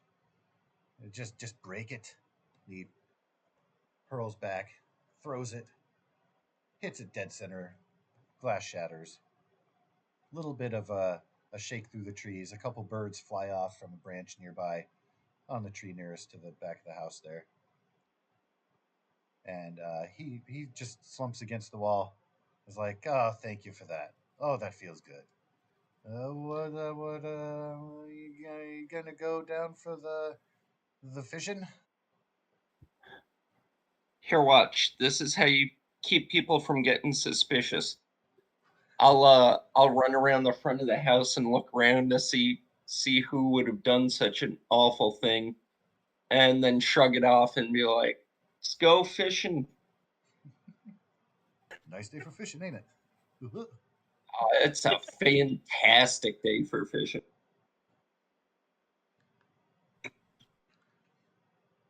All right. So,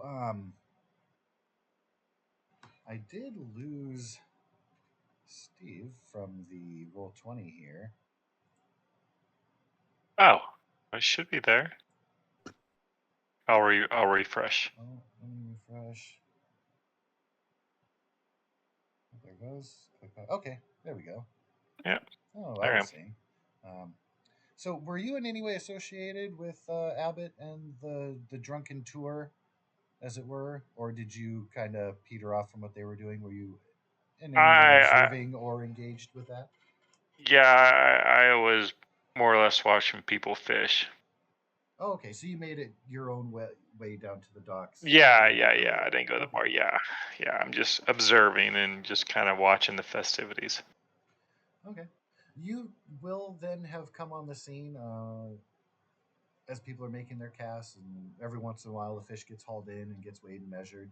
Uh, you do see out of the crowd, the ones who stick out would be Petunia and also the nobleman, Baccharis, is seen kind of wandering about, just generally sneering at people. Every once in a while, he heckles somebody who's fishing, but generally looks like he doesn't want to be there, but is clearly not leaving. So he's just being there to suck, it seems. So you'll have a little more time down there if you wanted to have even a couple goes yourself at the fishing contest. Others who arrive will be, they might have one cast available, but will kind of be arriving at the end there. Okay. Should they decide Sounds good. to. So yeah, you'll have a little bit of extra time, like a surprise round before others can act. Meanwhile, Jacques and Brunhilde, I believe we have not yet accounted for you, as the afternoon is nearing the end toward the evening and the coronation.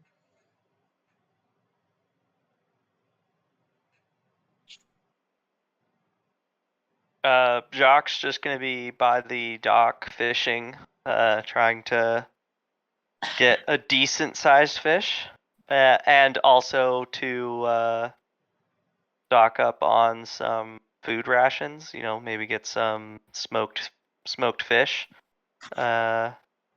as well. Are you Uh, looking for variety and quality, or are you wanting to smoke the fish that you catch? Because there are uh, a couple different booths of people who have, like, there's a spicy booth and a barbecue area where different flavors are kind of highlighted. Different fishermen have their ways and spices. So are you looking for some of that local fare or to cook yourself?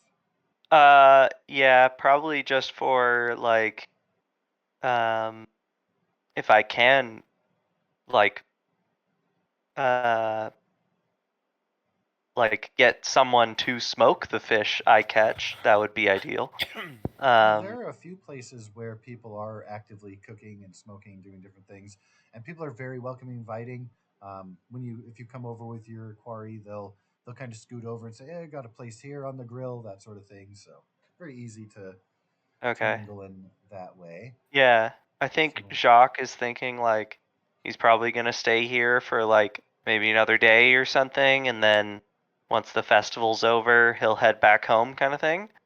Maybe stick around for a day and see if anyone needs any like after like the mock battle, see if anyone has like injuries or whatnot. But other than that, he's kind of prepping for like the journey back home. okay, That's why he's wanting to get this fish that he's, possibly catching smoked. alrighty, Yeah, that's his thought process. definitely well informed his intent there. So you'll then have meandered your way from the family fun zone down to that area, roughly the same time as Kelp. And so you guys will be present along with Petunia a little bit before the arrival of Kane and Arno and Derek. Brunhilde, are you staying dedicated to the kitchen? Are you moving up on your bone stock project? What are you up to as things are nearing? Yeah, I'm probably still working the kitchen at the Brass Crab. My bones need to boil for like 8 to 10 hours on a hard boil until they're kind of reduced into a mush. So So that then will probably be done after the mock battle. You would Yeah. gauge time wise. probably. Okay.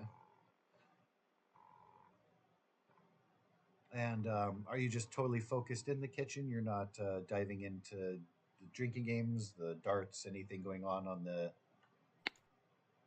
No, I Not made in a the fair. commitment to work in Okay. the kitchen, so I'm working in the kitchen. Okay. Let me get D20 roll. Do your survival check, general kitcheneering. Because here and there, bartender will ask like, "Hey, can you throw a burger on real quick," kind of thing, or I get a side of mutton, as it were, since they're not going to have they're going to ask for a burger. I'm gonna get fired. That's what's gonna happen. You sure are. Yeah. Jeez. Yeah. So when requests are made, you're able to get the food out in a timely fashion, but you're kind of focused, distracted, all the things going on, the funeral, your own mourning process, all of which that has led you to this point here. Being paranoid about the weird green guy who showed up in a portal, and then the dragon things came. There's a lot going on in your head. So near the end of the evening, bartender comes back with an order and says, "I don't know, maybe where you're from, they do spicing differently, or they like to cook things longer. But well, we don't need the meat to be so crispy. Um, do your thing. It's okay." She doesn't want to. You can tell she doesn't want to ruffle your feathers. Probably being used to the last cook, she's kind of stepping on eggshells, but she's trying to let you know, like, hey, these are a little bit burned and stuff. Maybe take it down a notch. For these next couple dishes here, if you could, they don't have to be as crispy. The local villagers aren't used to that. Maybe they don't have the dwarven stomach. Awkwardly trails off. I will endeavor to do better.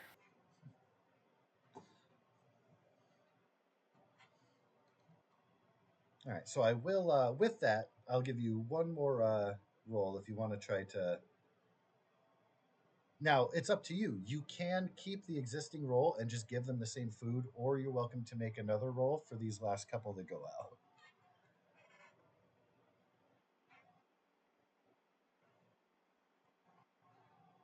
Well, that turned it around. Sure did. Um, as you're kind of preparing the stock to be at a place where it can just kind of settle, and you're cleaning things up, people are kind of leaving to go down to the wharf, so you know it's roughly cleanup time. She kind of sticks her head around the corner and says, "Last couple, brilliant. There it is, perfect. Thank you. You've earned your silver." Perfect. And head disappears around the corner again. Awesome. There's definitely ghosts or something in this kitchen. Something's Bad going luck. Some bad mojo from that last chef, for sure. on. All right. So before the final festivities, they are calling for the final round. About half an hour, everybody has to try to reel in another fish. Now, Jacques and Kelp and Petunia, if they like, will actually get 2 chances if they want to try to participate, try to make a catch. If not, no worries. But How do we do it? okay, all together now. So what?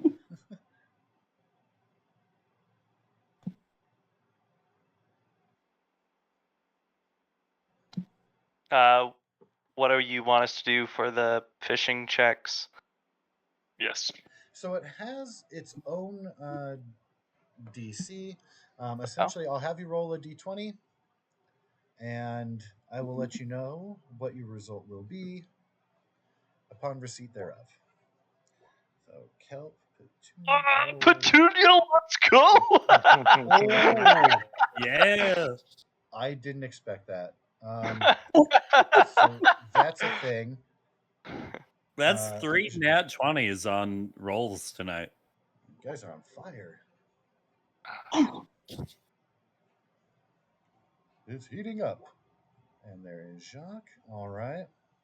I'm gonna use my village inspiration that I got from the speech thing at the funeral. Okay. Another 13! Unbelievable! Okay. All right. 13 it is. All right. So, firstly, Jacques is able to reel in a mature river eel, about 1.5 feet long. Just a river eel. Unfortunately, it's bigger than some of the tiny fish, but not a great groundbreaking, pretty middle range average catch there. And again, about 1.5 feet long.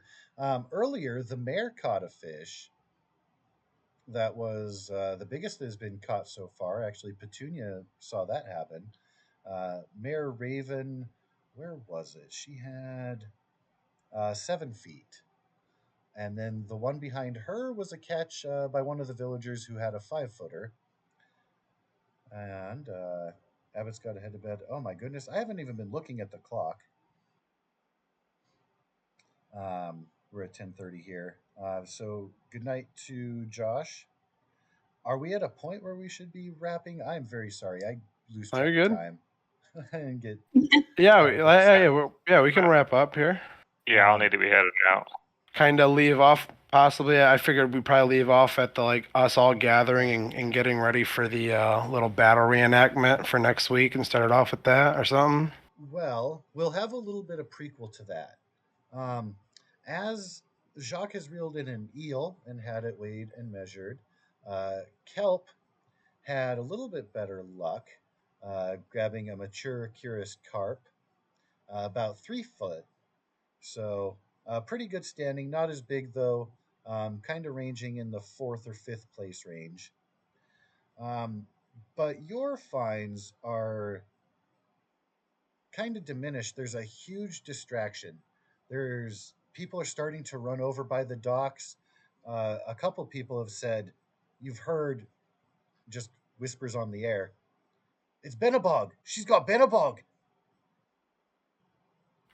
The crowd is Benabug. starting to gather more. So a few of you have heard that name here and there. Um, at about that time is when Arno is going to arrive in tow with Kane. About when Brunhilde will show up there. Again, Kelp, Jacques already there. Uh, Abbott as well. Sorry, his little picture isn't showing up there. So Josh will be there too. But the crowd is growing and cheering, and it's getting louder and huge. This is a huge deal. When you guys are able to peer around, and of course, Arno can just look over the heads of everybody, being the tallest, which is. Am I at 6'2"? These are small fishermen people. Most of them Oh, are kind of okay. have bad posture anyway, hunched over from always reeling in the lines and stuff. So yeah, you actually in this village are the tallest. You haven't seen all the militia people. You haven't seen all of the mercenaries with them, but as far as in the village, out of everyone you've encountered, yes. The tall, skinny guy who ran the squirrel races was roughly your height. Roughly. That being said, uh, when you look around, when you're finally able to get a view, you see little Petunia, the smallest person in the village, smaller than a lot of the children, even, but definitely the smallest adult. Her line looks like it's about to break. Her pole is bent over all the way, making like a C, almost even beyond that. And she, with all of her might, is trying to stay on the dock. her foot braced up against one of the pillars of the dock, and she's pulling, and you can see the water tearing. Huge tail whips out from the water here and there as it's thrashing about. Petunia trying to hold on. Everyone is cheering. Again, you hear the name Binnabog. Oh, Arno's gonna start cheering on Petunia. Yeah. Let's go, Petunia! You got this! Reel that motherfucker in! You got this! This competition's yours! It's in your fucking hands! Let's go, girl! Awesome. All right. And so that is the scene where we're going to leave off.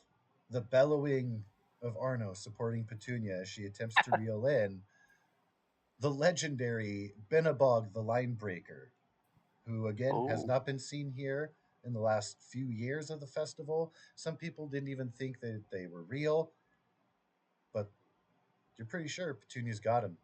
And we will see what happens next week. Nice. All right. Oh, All yeah. right.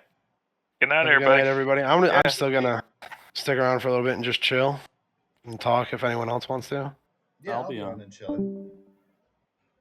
Not sure who else. Fully rushed to sleep yet, but yeah. Not sure what you're up to, Connor. I'm actually pretty tired. I'm gonna probably head to bed here. All right, brother. Have a good night. So is Yeah. it just Cheers me, to 2.0, Dragonlance. and Sorrentina? Yes, sir. Sounds like it. Well, I will, at least for the sake of my end, close out with Roll20 there.